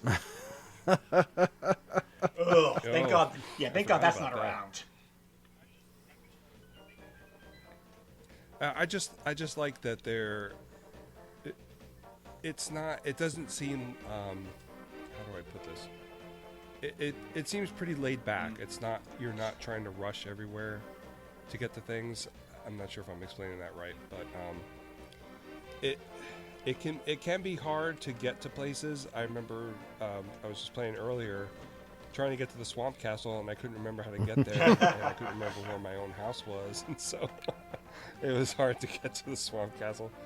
You're trying to find that stupid fish to carry back to the village, which I couldn't do without dying. So, but it just it seems simpler to me than the original Zelda and Zelda 2. Definitely Zelda 2. It doesn't. I think who said it? Kris, I think, said that it doesn't. You don't want to Yeah, I said that. down. Somebody, I forget who said it now, but okay, Phil said it. But yeah, it's definitely. I definitely feel that way. Even though I die a lot because I stink at video games, and I have to look at a guide all the time. But I still enjoy playing it, even though what does that mean? You cheated, you win. Oh man, how that goes now. But that guy was me serious in too. a That was nutshell. wacky. Yeah, he was. Yeah. This is how you should enjoy things. So, yeah. But I enjoy the gameplay. I love all the. When I first got the NES, I looked at the controllers like, this is a lot of buttons. And then I said the same thing when I got the Super Nintendo. But I think they utilize them pretty well. There's a lot of stuff you can do with them, and it's not it gives you those things one at a time, so you learn how to use them, and then you master it, and then you go on to the next thing, like pulling on the lever, or picking up those big giant rocks, which I just got to tonight. I just like the way they parcel everything out, so it's not too much all at once. Even though I'm still. When I get to the bosses, I still button mash a lot, and I just panic when I get to bosses. But I've done pretty good with them so far. The bosses that I've Great, beaten. thank you. So. Yep. That's it. Sorry, was that it? Okay. Yeah. So once again, I agree with a lot of what you guys said. I'll try to add on some points I don't think anybody's mentioned quite yet. Yeah, just how many things this game introduced, like I mentioned before in the past. This game's a good bridge game in the sense that there's still a lot of things that carried over to this game from Zelda 1 and 2, but there's still a lot of things that got started in this game that became staples of like all the Zelda games that come, like the hookshot, and the Ocarina, which is called the flute. Shooting things in the eye with an arrow. Yes. Yeah. Yeah. So a lot of staples for the series, got their start here. Like for sure. Also, there's also Link was always left-handed, but you didn't know he was left-handed in the original Zelda game because of the graphics. But in this game, you can tell he's left-handed, except because of programming reasons. When he's facing to the right, he's swinging his sword like the right hand instead. So. Same thing with Zelda 2. Yep. Turn around, he's ambidextrous. The player's guide tries to explain this by saying that Link has a superstition like always keeping his shield facing toward Death Mountain. So, so they try to cover it up like a little bit there for sure. But, the shovel also was also first introduced here as well. So something else I also love in this game. There are usually numerous ways to solve puzzles. Because especially in Zelda, what made some of the puzzles in Zelda more difficult, I think, is because the fact there's only like one solution to that puzzle, like the grumble thing I got stuck on. In this game, there's usually two or maybe even 3 or 4 ways to get past it, to get past an enemy or obstacle. Like for example, boss fights. Like the guy we just for example, the guy we were just talking about, the first boss enemy in the Dark World. You can crack Space Basket either with bombs or with a hammer, and then you can defeat him after that by either using arrows or the sword. So it's just that the programmers thought about that, and there's no greater joy in a game, especially for this one, when you're like, okay, how the heck do I do this? And like, oh, okay, can I do this? It actually worked, awesome. So, so just that feeling of self-discovery and being able to get past something. Zelda 1 and 2 had it for sure, but this game does it in spades because it's like you have that multiple choices usually to get to get past an obstacle, and that's great. Like every Zelda game, I think should do that pretty well. I think this game is easier than many modern Zelda games, particularly. I think this game is. I think this game is actually overall easier at least to me than Zelda 1 or 2, even though it's much bigger. It's like 12 dungeons altogether in this game between Light and Dark World to go through. So even though it's a much bigger game, I think that this game is probably one of the easier Zelda games to play. I think Link's Awakening may be a little bit easier than this game is, but.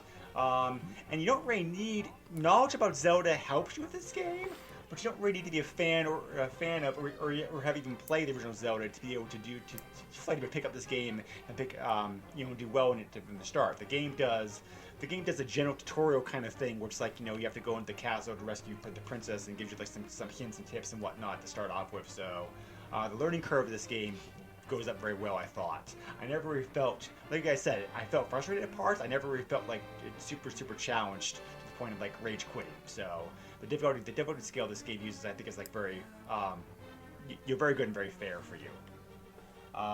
Joe, anything you want to add on to that? So, to me, for all the Zelda games, I always feel like they're all very approachable.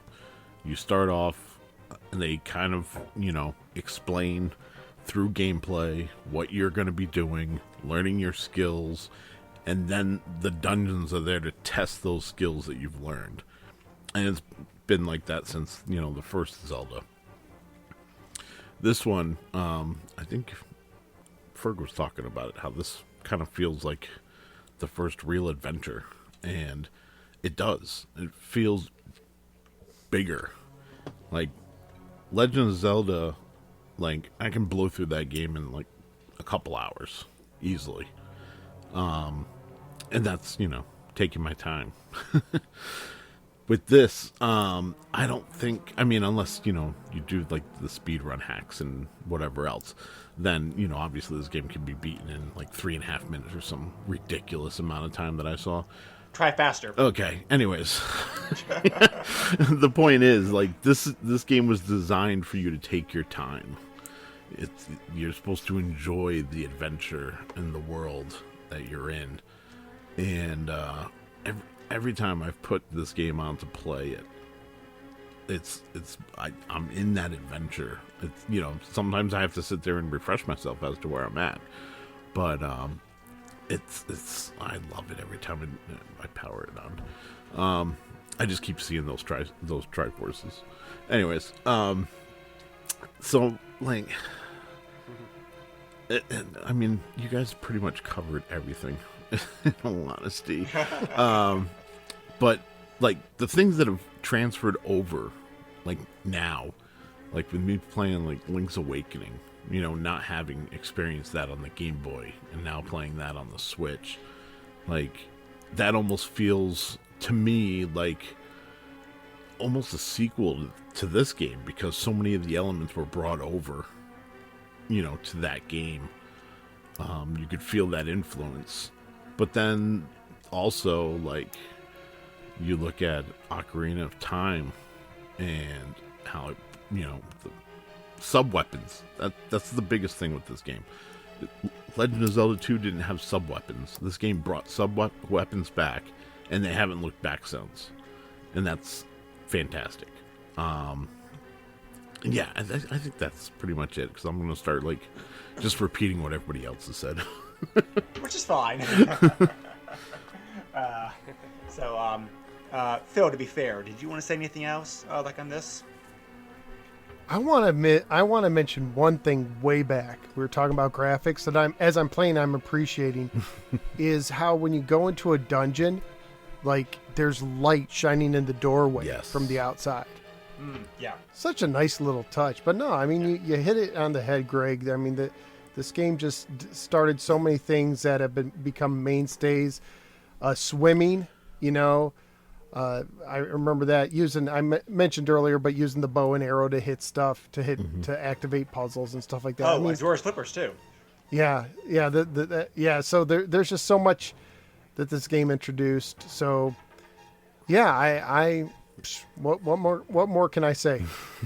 Oh, and jars. Jars. Yes. Yeah. Jars. I want to mention that you were talking earlier about how being multiple ways to solve things. There's a puzzle in level 5, the Ice Palace, that I still don't know how to do. I always get halfway through level 5, and then I go to level 6 and beat that, so that I can get the cane that makes the blocks, and then go back and just use that to solve the puzzle with the switch. Because I have no idea how to get the block from the upstairs to the downstairs to land on that thing. No idea. Never been able to figure it out. I will link for you in the channel later on. There's a channel I like on YouTube the guy called. So a guy runs channel, which is simply called like you can beat video games. He recently did this game in 2 videos, and it's a great walkthrough of the whole game. So I'll link that. So I'll link that for you later on. Like if you watch that, you'll find out. If you watch that, you'll figure out how to do that properly. That would be. I'd never even thought to look it up on YouTube. That's what I get for being old. Yeah. I want to add something real quick because first of all, someone in my chat, which by the way, hello chat. I'm recording a podcast, but you can only hear what I'm hearing. There's so many guys talking. I just stay quiet most of the time. So that's what's going on if you just joined this chat. So check out the SNES podcast when it comes out, episode 188. But 2 people brought up something. One is, so the other night I was playing and one viewer came in because watching my live stream because she got stuck playing it, and I just happened to be playing it right in a similar area. And while I was playing this now, like I used the hook shot right in one of the sections. I'm like in the 3rd crystal dungeon or whatever. I used a hook shot, and she goes, "My kid was yelling at you. Use the hook shot." Like right when I did it, and they're like, "Wow, it was this amazing." This amazing difference, and there's another viewer of mine who says 16 bits makes all the difference, and that's so true. I mean, there's so much. It makes you wonder what the first Zelda would have been like if they had all this technology at their hands, and it really makes me admire the first Zelda for everything they got out of it. So that's my 2 cents. Great, but all right. So we're gonna move on to our last topic, which is kind of like. So kind of just through and just to be able to have a catch-all thing, to be able to just a catch-all thing, where you guys can just talk about anything else that you want to talk about to kind of like wrap up, to kind of finish up our game discussion before I move on to eBay and cheats and final thoughts and that kind of stuff. If it's okay, so if you guys are okay with this, I'm gonna go. I'd like to go first, just so I can throw out some things for you guys to comment on later on if you want to. Like we're going through this because, like I said, it kind of catch-all thing for things I didn't really have a chance to mention anywhere else in the podcast. So I mentioned before. This is something. So this is something I've. So this is something I always found curious. I mentioned how the name of this game was changed from a Japanese release to an American release because of possible religious reasons. It's like Nintendo had a very strict policy in these days of no violence. I'm sorry, not really violence per se, but no gory violence, no blood or anything like that. Super Castlevania 4 had the blood changed to acid, that kind of stuff. But they were very strict in the Super NES days. About hearing to that. The infamous Hitler's exploding head for Bionic Commando being a famous example of something like slipped through censors. But anyway. But when it came to religion and how it was shown in the games, Nintendo was not very consistent with that policy because sometimes they were very vigorous about it, sometimes they weren't. Again, just using the Zelda series as reference, Zelda 1 and 2, there were crosses all over those games, like in the on a shield and stuff. Yeah. The shield had a cross. The cross was an item that you found in Zelda 2, to help you to see ghosts, the gravestones and whatnot, and so in this game, there's no crosses. However, like I said, they did change the name of the game for that reason, and they also changed the priest to the sage and the church or sanctuary to again remove that to remove that influence. But they also left in a part where it's we use the Book of Medora in several places in the game to do something. Link is definitely praying 100%. So yeah, it's down on his knees, makes a prayer. Exactly. So it's it's very weird to me that Nintendo has not been consistent with that policy. In the game to game, which is why I'm you guys had all this stuff in the first 2 Zelda games. Why'd you make all these changes in Zelda 3? I don't get it. So it's like I said before, I'm okay with the name of the game being changed because Link to the Past is kind of cool sounding to me, but it's I don't understand. I really don't think people would have batted an eyelid, if it was a priest versus a sage or whatever. So it's just like I said, it's very weird, especially when Zelda 1 2 had that religion imagery present in the games already. So What else? There was also the Japanese BS release of this game, which is the same formula as Zelda, with the actual keyboard broadcast of the game online, and you actually played it that way against the people at the same time. A really cool experience. I definitely recommend checking it out on YouTube. There are videos of it on YouTube of how it actually works, like Zelda 1 and also this game. And it's just a shame. It's just a shame that we never had a chance to experience that here in the States, for sure. So, and also I can also very highly recommend. There are two spin-offs, spiritual sequels to this game per se. Kris, you mentioned before earlier about Four Swords, which is present on the GBA version of the game. So I'll let you talk about that later on your turn. But also there was a spiritual sequel to this game with Link Between Worlds, which came out with the DS in 2013. And it's a great game because it is a proper sequel to this game. The location's the same. You show up the light world, dark world, whatever. But it's not an official sequel to the game, but there is certainly enough in common with this game that it's a spiritual sequel for sure. So I definitely recommend playing Link Between Worlds if you want a game that's more like this, for sure. So and then there's also the famous. Do you guys know the story behind the famous Easter egg of this game? The infamous the Kris Houlihan room. Yeah. Yes. So Kris, if you know all the details about that, I can let you talk about it, or I can also just talk about right here if you want me to. Oh yeah, you talk about it. I know it's got something to do with some sort of contest, and there then was a contest. Nintendo Power. Room, yeah. Yep, there was a contest. Full there of was a rupees. contest Nintendo Power had back in 1990. I remember this contest because I entered this contest because I had Nintendo Power in those days. But you had to. So the contest was they had to take a picture of the War Mech, which is a powerful and rare enemy from Final Fantasy, which is toward the end of the game, and they said as a prize. Your name will be selected to appear in an upcoming game randomly. So, so apparently the person who won this was a guy named Kris Houlihan. And so there's a hidden room. There's a hidden room in the game. I'll explain the hidden room mechanics here in a moment. But there's a hidden room in the game where if you drop into it, you'll find 45 blue rupees, and and one of those telepathic tiles. And there's the message in there that says, my name's Kris Houlihan. This is my top secret room. Keep it between us, okay? So. But apparently, Nintendo never told the guy that, that his name was here in the game, according to reports. So, because it really wasn't any wide scale awareness of this room until 2000s. The internet. I never knew about it back in the day for sure. Nobody back then knew about it. I definitely don't remember seeing this mentioned Nintendo Power in the player's guide. So poor guy is you win a contest and you can't even find out. How to access your prize in the game, but there is speculation, however, that maybe Kris did not win the contest because the fact that 2 years passed between between the actual contest and the actual release of the game, in North America, because the message is there in the Japanese version of the game, but Kris's name is only present in the U.S. version of the game, so. There's some speculation even to this day that maybe that's not the correct story, but that is a story that's been popularly repeated over the years. So I'm just giving to the listeners as it's most commonly appeared online. So and the message by the way is only present in the original Super NES version of the game. The room is there in later versions of the game, but the message was taken.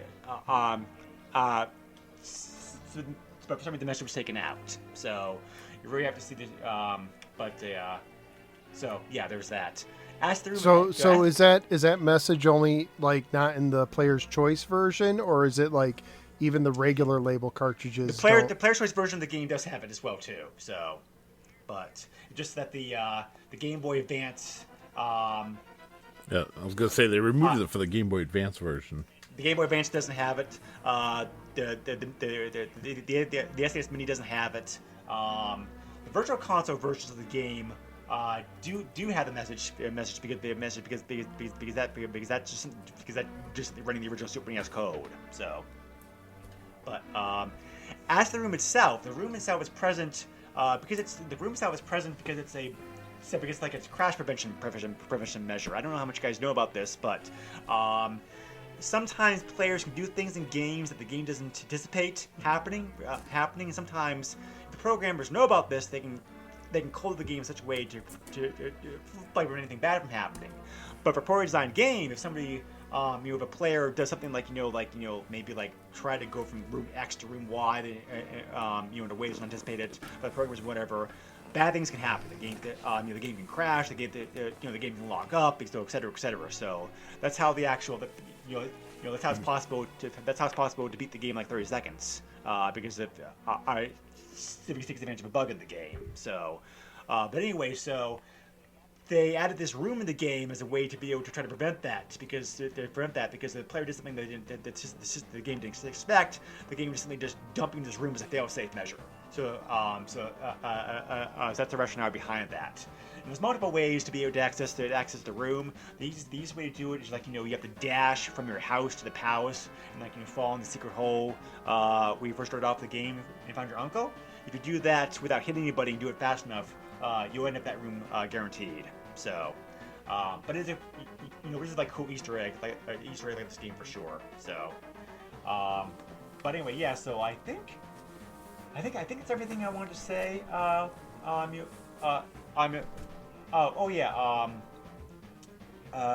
I think it's pretty much. Yeah. Sorry. Last thing I want to say. You guys mentioned time earlier. I do think this. So I do agree with all of that. If you know what you're doing, this game can be beaten probably in 5-6 hours. Without really speedrunning it, just speedrunning just memory, muscle memory, knowing what to do, how to beat the enemies, whatever. I think for first-time person playing this, and maybe Joe or somebody else can confirm this. I think a proper playthrough probably take a good 20-30 hours if you don't know what you're doing and have to do a lot of trial and error and experimentation to find out how to advance the game because it's small in some ways and also big in other ways, if that makes sense.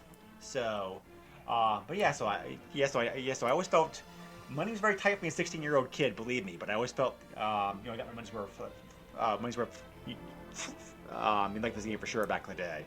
But anyway, appreciate you listening to my rambling about the final thoughts that I have this game like this.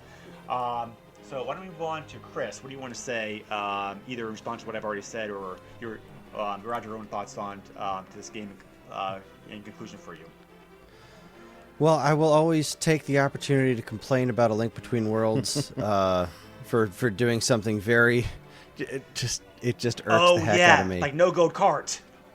Well, yeah, the lack of gold cart, but Yes. the Link Between Worlds on 3DS,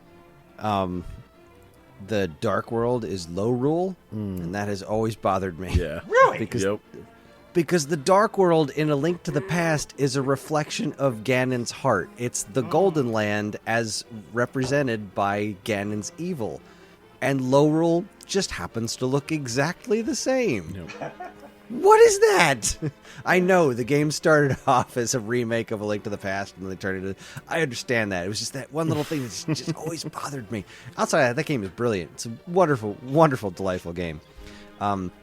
I've been playing. You mentioned that I just started playing Four Swords Adventures on the GameCube, which is visually very heavily inspired by A Link to the Past crossed with Wind Waker, which is kind of weird, but the game's hilarious. If you have an opportunity to play that game on a GameCube with 4 other people, all with Game Boy Advances, I can't recommend it enough. It is such a blast to play.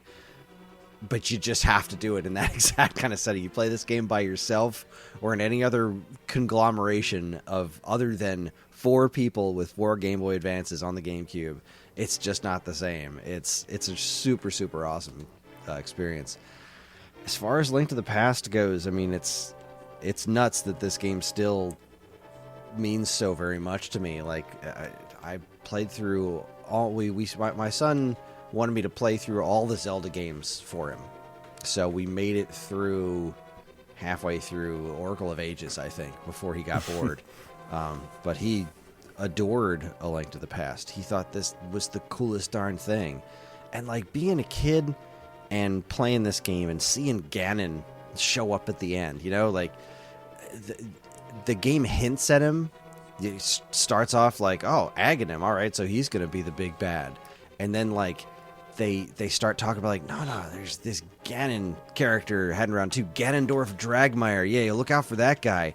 And then like you beat Aghanim at the end, and the shadow of Ganon comes out, and then you face off against him. And that boss battle was probably one of the most intense final boss battles I had ever seen in a game up to this point. Oh yeah, just to piggyback on that real quick, there's also like the second part of the second phase of that fight where he's like stomping on the ground to cause the tiles to advance on the corners. Like if you fall, you end up in a falling's not horrible. I mean, you actually have to start over again, but you end up in a fairy room where you get a hint, a very big hint like how to begin. So like so like there is that. I do appreciate the safety net the game has. You just reminded me of the first time I got there. I started whacking away at Ganon, and then he turns that color, and I hit him with a silver arrow. I'm like, ha! Gotcha! Game over! Oh, he's not dead. Because in the original game, you just hit him with a silver arrow, and he's toast. And it's like, oh no! I have to keep fighting. That was a good time. Yeah, I cannot possibly say enough good things about this. It reminds me of such a...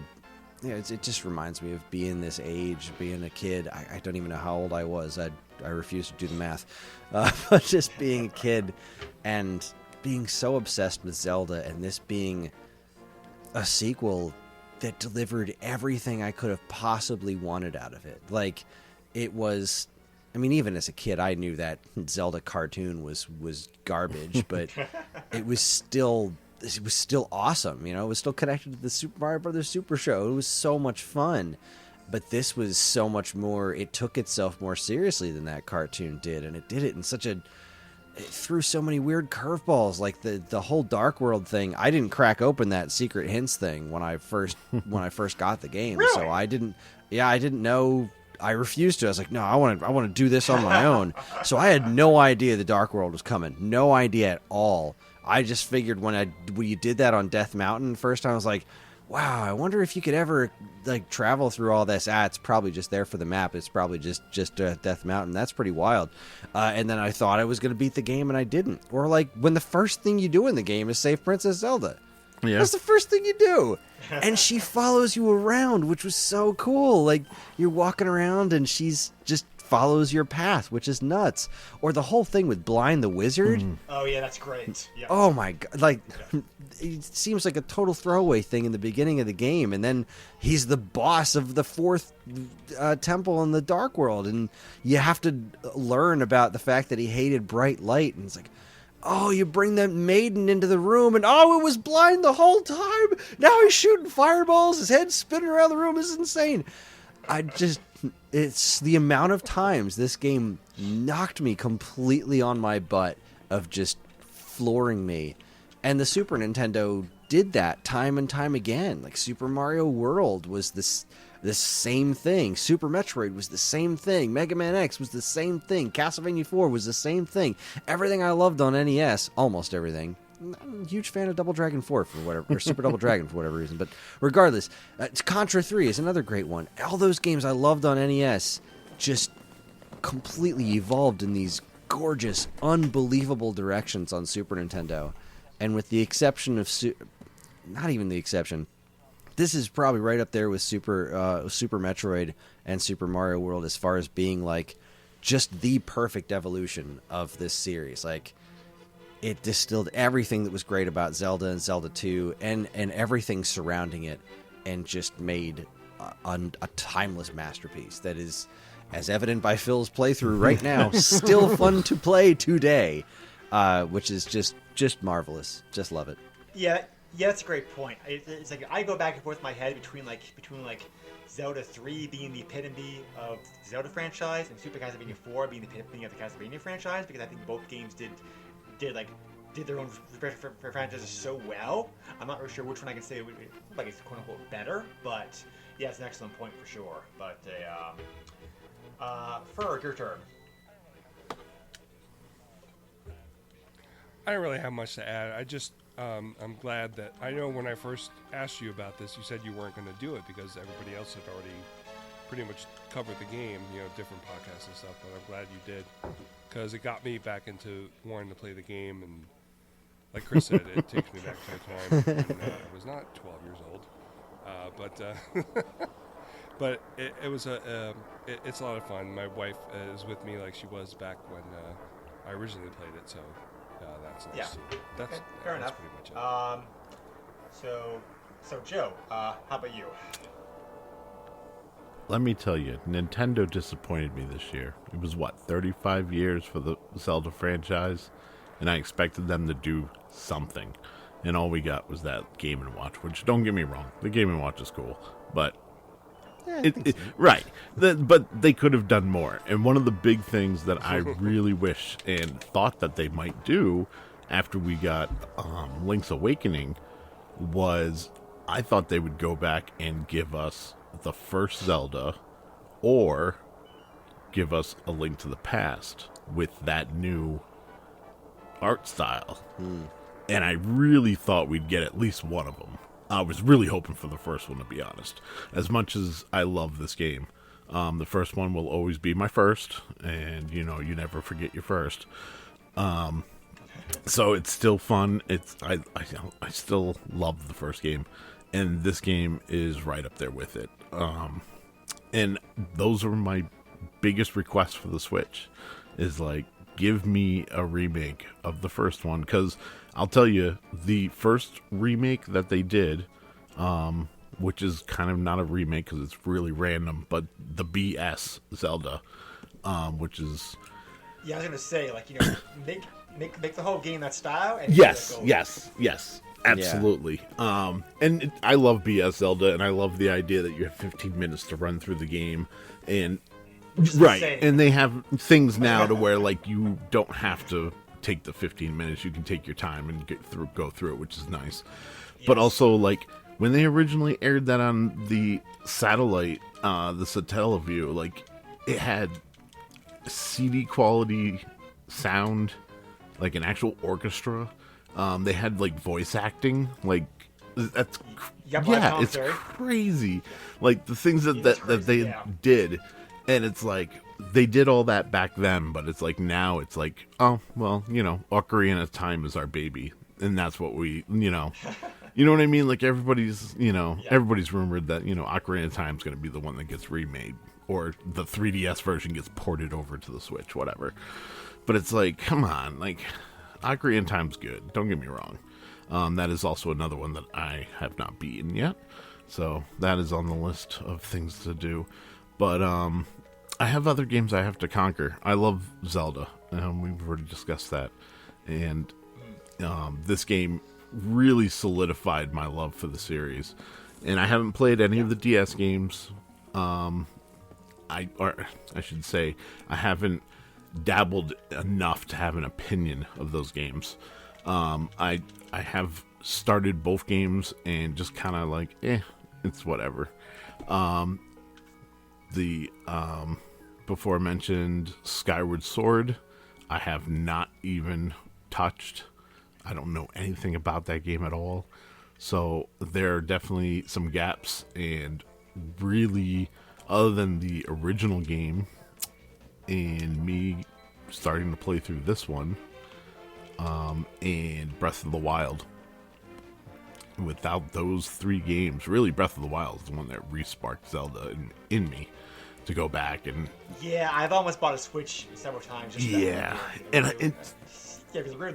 I mean, it's got some annoying gameplay factors, like your weapons breaking and stuff like that, and I get it. I get it.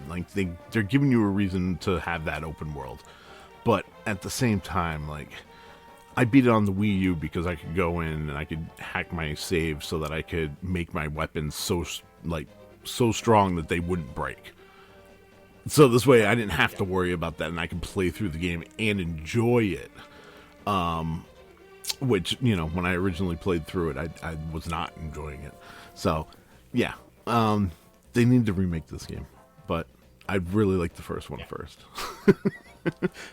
I think that my only argument there is that Ocarina needs the remake more, because I can still go back and play the original NES Legend of Zelda, and it is just as fun as it was when I was a kid. I go back and play Ocarina now, it's man, this game is blocky as You are absolutely right, and I highly recommend if you have the ability to play the 3DS version, play that version because that version is a lot better. That's just the Yeah. boots alone. Yeah. We're like, okay, all right, cool. I don't have to keep going in and out of this menu.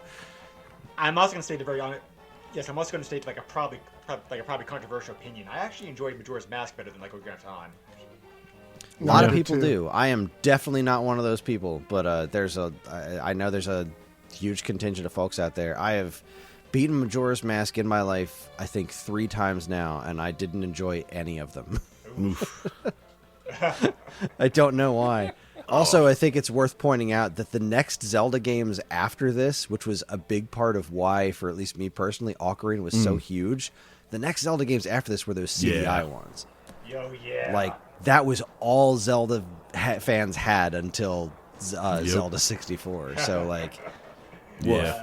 Oh, seriously? I hear you. though at the time I hadn't played them, I had just seen the infomercial and thought, it's a sequel to Zelda 2. This is the coolest thing. Please buy me a CDI. And my parents were like, what, are you crazy? Yeah, it's worth watching like the actual videos of those games on YouTube if you haven't already.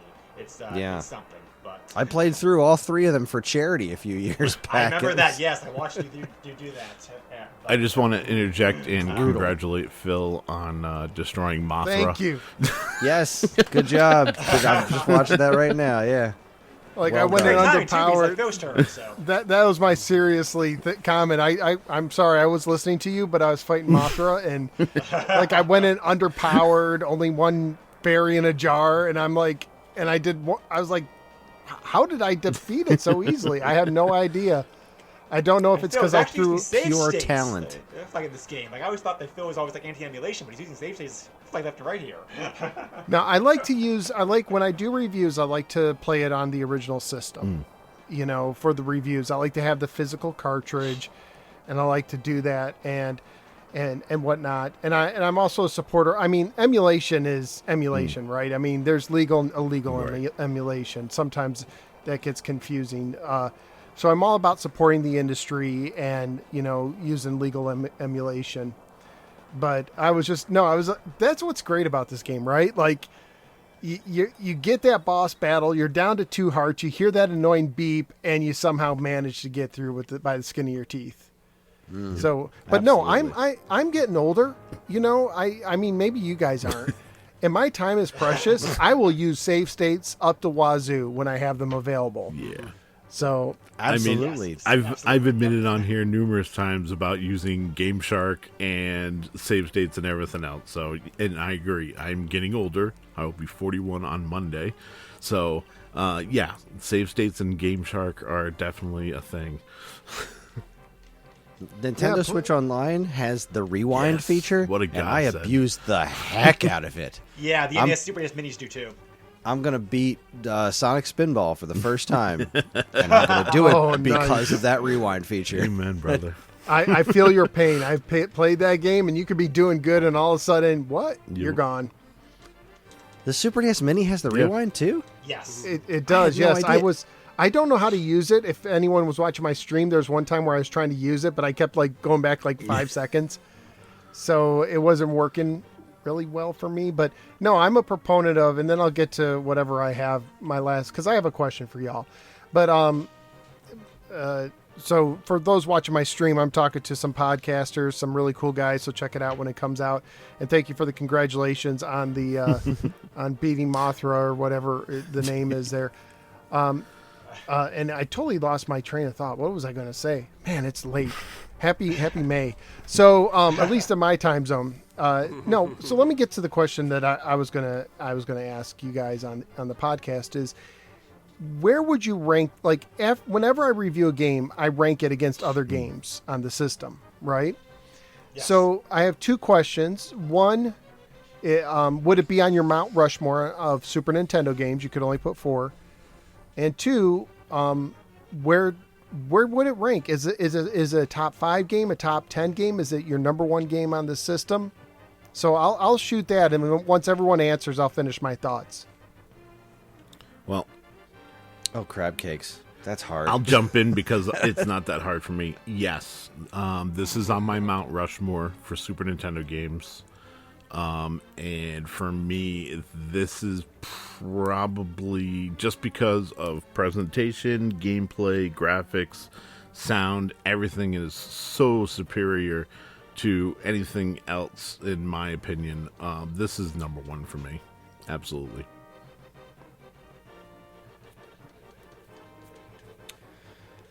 Are we talking like just a Super Nintendo specific Mount Rushmore? That's what he Yes, said. Super Nintendo only. Yes. Okay.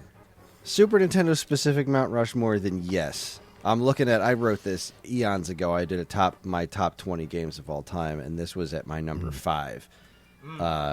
Almost dead heat tie between Super Metroid, Super Mario World, and Link to the Past. So yeah, I would definitely say this makes the Mount Rushmore. It's definitely in my top 5 Super Nintendo games of all time, easily. But with a system with so many darn great games, it's sometimes hard to think about, like, oh, but Mega Man X is so great and I love Chrono Trigger, but I mean this game's a darn masterpiece. There's looking at it's almost impossible to find a flaw. It's like it's just wonderful. So yeah, I rank this pretty darn high. Boy, I got to go back. I think we ranked all the Zelda games on the SAG podcast. You did. And now I can't remember where this one landed. did, This yeah. probably landed at the top. I think it did. Yep. Yes. Go ahead. Is it my turn? Zelda, it's also World's Most But what is Ferg? Yeah. No, this is... I haven't played anywhere near as many SNES games as you guys have. But this is... I didn't get the system for this game. I wanted it for this game. I would definitely put it on my Mount Rushmore. I guess this would have to be my number one SNES game. I can't think of... I mean, I played Donkey Kong Country probably more than this because I played through it once and that was it, but I kept going back to God, I love that game Donkey too. Kong Country, but I think I enjoy this more. And Yeah. yep. So so I already said most of this, but this game could be on my Mount Rushmore of Super NES games for sure. Which is which Kris said is very, very difficult because the system's loaded so many like great games. But in my top 10 games period of all time, I probably would. No, just on the Super Nintendo. Just on the Super Nintendo. Well, I'll just say anyway. Like because I already said at the start of the podcast, this game's definitely my top 10 like of all games period of all time for me. But Super NES, Mount Rushmore probably. Mount Rushmore for sure. I think there's probably a few other games I enjoy maybe like a bit better than this one, but it's definitely like right up there at the top, like for sure. And is that everybody, or did I miss somebody? I lost count. That's everybody. Yep, that's everybody. Let's see. One of my listeners put down Ogre Battle, Chrono Trigger, Tactics Ogre, and F-Zero as their Mount Rushmore. So that's a, to me, the Zelda franchise, the whole Zelda idea is what a video game is. And that goes back to Adventure on a 2600. It puts you into an adventure. You can explore, you can take your time, you can, use different elements. So to me, it is almost a perfect video game. The Zelda franchise is. And I really like, I guess my final thought is I really like how it came together for the Super Nintendo version. It's hard for me because I have such a nostalgic pull to the original Zelda. And I find it less daunting to pick up and play for me personally. It doesn't take as much time, and time's a valuable commodity for me. So like there's a part of me that's both enjoying and dreading the idea of putting a review of this game together, because when I do a live stream, I don't capture the gameplay, and I want to capture the gameplay off the cartridge I actually get, because that's just how I am. So I'm like, man, but if I want to show both worlds, I'm going to have to dip in some more hours into it. I'm not even finished on my SNES Classic run. But yeah, this game, and someone, I don't know who it was, but you talked about making a remake of this game or whatever. I don't know that it needs it. I really don't. I'm a pixel art guy, and you could add a few more things and maybe another dungeon or whatever, but I almost this is like a game where I'm like, leave it be. It looks good the way it is. I think you don't want to mess with perfection. I'm not saying it's a perfect game, but it was the perfect upgrade to the Legend of Zelda. I think that's what I would say. So yeah, that's my 2 cents. It would be on my Mount Rushmore. It might be my number 1 game. I really like Super Mario World. It's amazing how some of the early games did so much so well. Yes, exactly. And there's other games I haven't played as many as some of you all have played as far as the Super Nintendo, because I didn't grow up with it. But yeah, it's definitely a Mount Rushmore contender and a number 1 contender. This game's really difficult for me just to say, for sure, top 3, only because of the fact that, I also love Final Fantasy 4 and Final Fantasy 6 and Activision and Super Castlevania 4 as well too. So it's really difficult. But yeah, I think this does. I certainly agree with you, Phil. I do think it's right up there. So anyway, I know this has gone on for a while, so I'll wrap up here real quick here. There are a bunch of cheats and hints, tips, like bugs in this game, which you can find online. You have to do things like being able to skip the whole third dungeon world,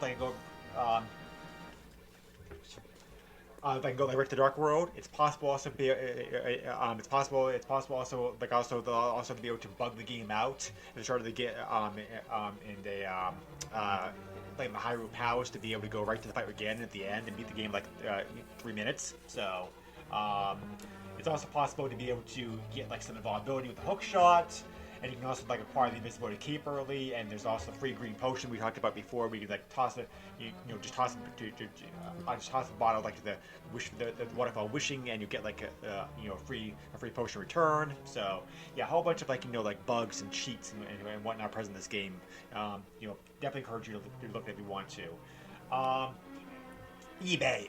Phil mentioned what he paid for this game earlier. So, being available in both regular and also the Player's Choice editions, this game is very plentiful on eBay as you expect. Because I said at the beginning of the podcast, about 6.5 million copies of the game sold. So, it's super common. Pricing of this game is actually a little bit more expensive than I thought it would be. I think it's because that is a Zelda game, and also because of the fact that Nintendo games do tend to hold their value pretty well. I've noticed. So.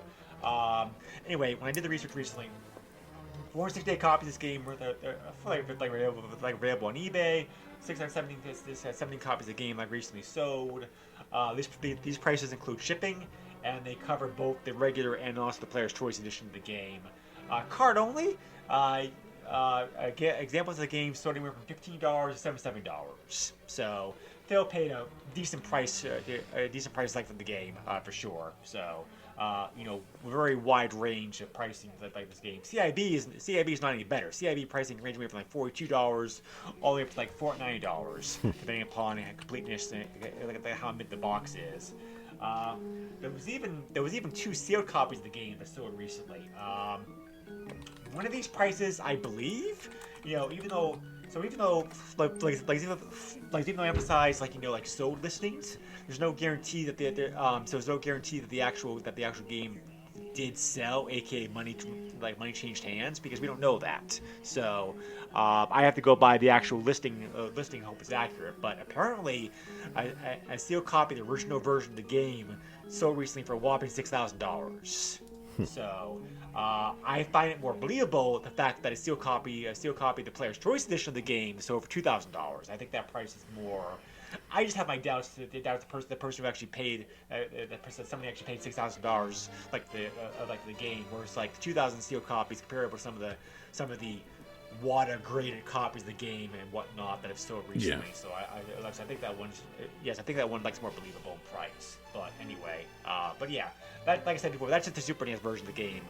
Joe, do you know how much the game goes for right now on Switch? So I'm sure you can get the copy of the game for cheap. What? The Legend of Link to the Past? It's part of the Nintendo Switch Online. Yeah, it's part of NSO. Yeah, it's part of that. Okay, all right. Yeah, you can't actually buy it on the Switch. You can only get it as part of NSO. pricing for that starts at $20 a year.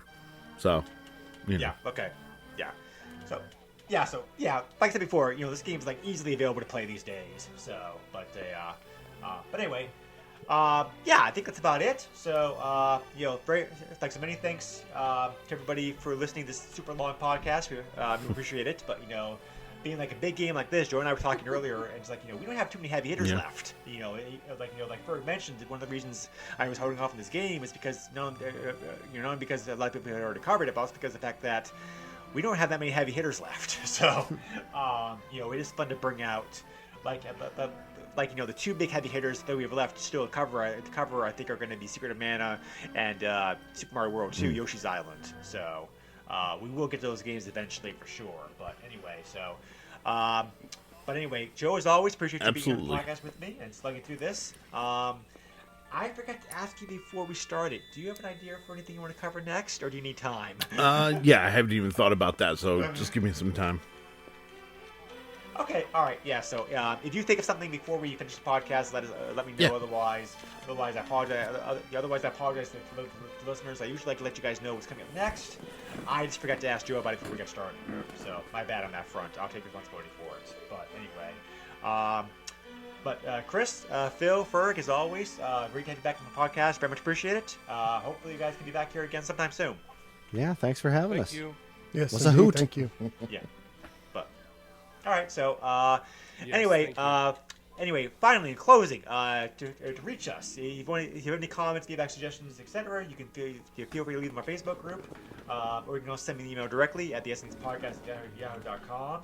Joe, how can they reach you? You can reach me on Twitter at JOESUX30. I also have a very public Facebook. And also, I think we should be covering Gradius 3 next game. We have already covered that, I'm afraid. But have you covered the hack that speeds it up? No. Sold. New episode. No, if you want that, just play the PS2 version, honestly. But anyway, yeah. So Kris, if somebody wants to reach you or find you online, what's the easiest way to do so? I'm on Twitter at GeekAidKris. That's GeekAid KRIS. You can also find my writing in the pages of Nintendo Force Magazine or at StoneAgeGamer.com. That's pretty much it. I'm reachable by carrier pigeon if you know where I live. Outside of that pretty much sums it up. I'm pretty easy to find if you need to find me. And Ferg, how about you? 2600 game by game. Yes, awesome podcast. So definitely, was on hiatus for a while. Glad to have you back. So very much appreciate it. You had me in tears with that bit in the beginning of the new episode. I was driving, and I was in tears. Area. Love it. I have to record your submission for your next episode tomorrow. So Great. Oh, what's the next game? Laser Gates, right? Oh, yes. Right. It's one I don't know anything about, so I'm good. Laser Gates, yeah. Me neither. First time playing it, so. And Phil, how about you? Oh, yeah, you guys can find me on YouTube as the No Sir Gamer. I'm also on the Twitter, as the kids call it, at the No Sir Gamer, and I have a Discord that people can join if they want to talk to a bunch of other retro fans. That I have links to that in all my latest videos, and a lot of cool people on there. Okay, awesome. So, anyway, once again, I know this is late, so I know that we recorded later than usual. So I also appreciate the fact that that you guys were willing to make time on your busy lives to come on here and talk about this great game with us. So, once again, I'm sure I speak for Joe when I say thank you very much to Ferg, Phil, and Kris once again for being on the podcast with us. Yep, thanks for having me. You're very welcome. This was awesome. So, thank you again very much, everybody. Hope you stay safe. Joe, did you find anything else, or do you want to wait? Have you covered Magical Quest? No, there we go. Not. Magical Quest starring Mickey Mouse. 2 weeks. Okay. That's going to be up next then. Stay tuned. I know nothing about that game. This should be interesting. But, all right. All right, everybody. Appreciate it as always. Stay safe. Be well. We'll catch you again later. Bye. Thank you all. Later. Thanks.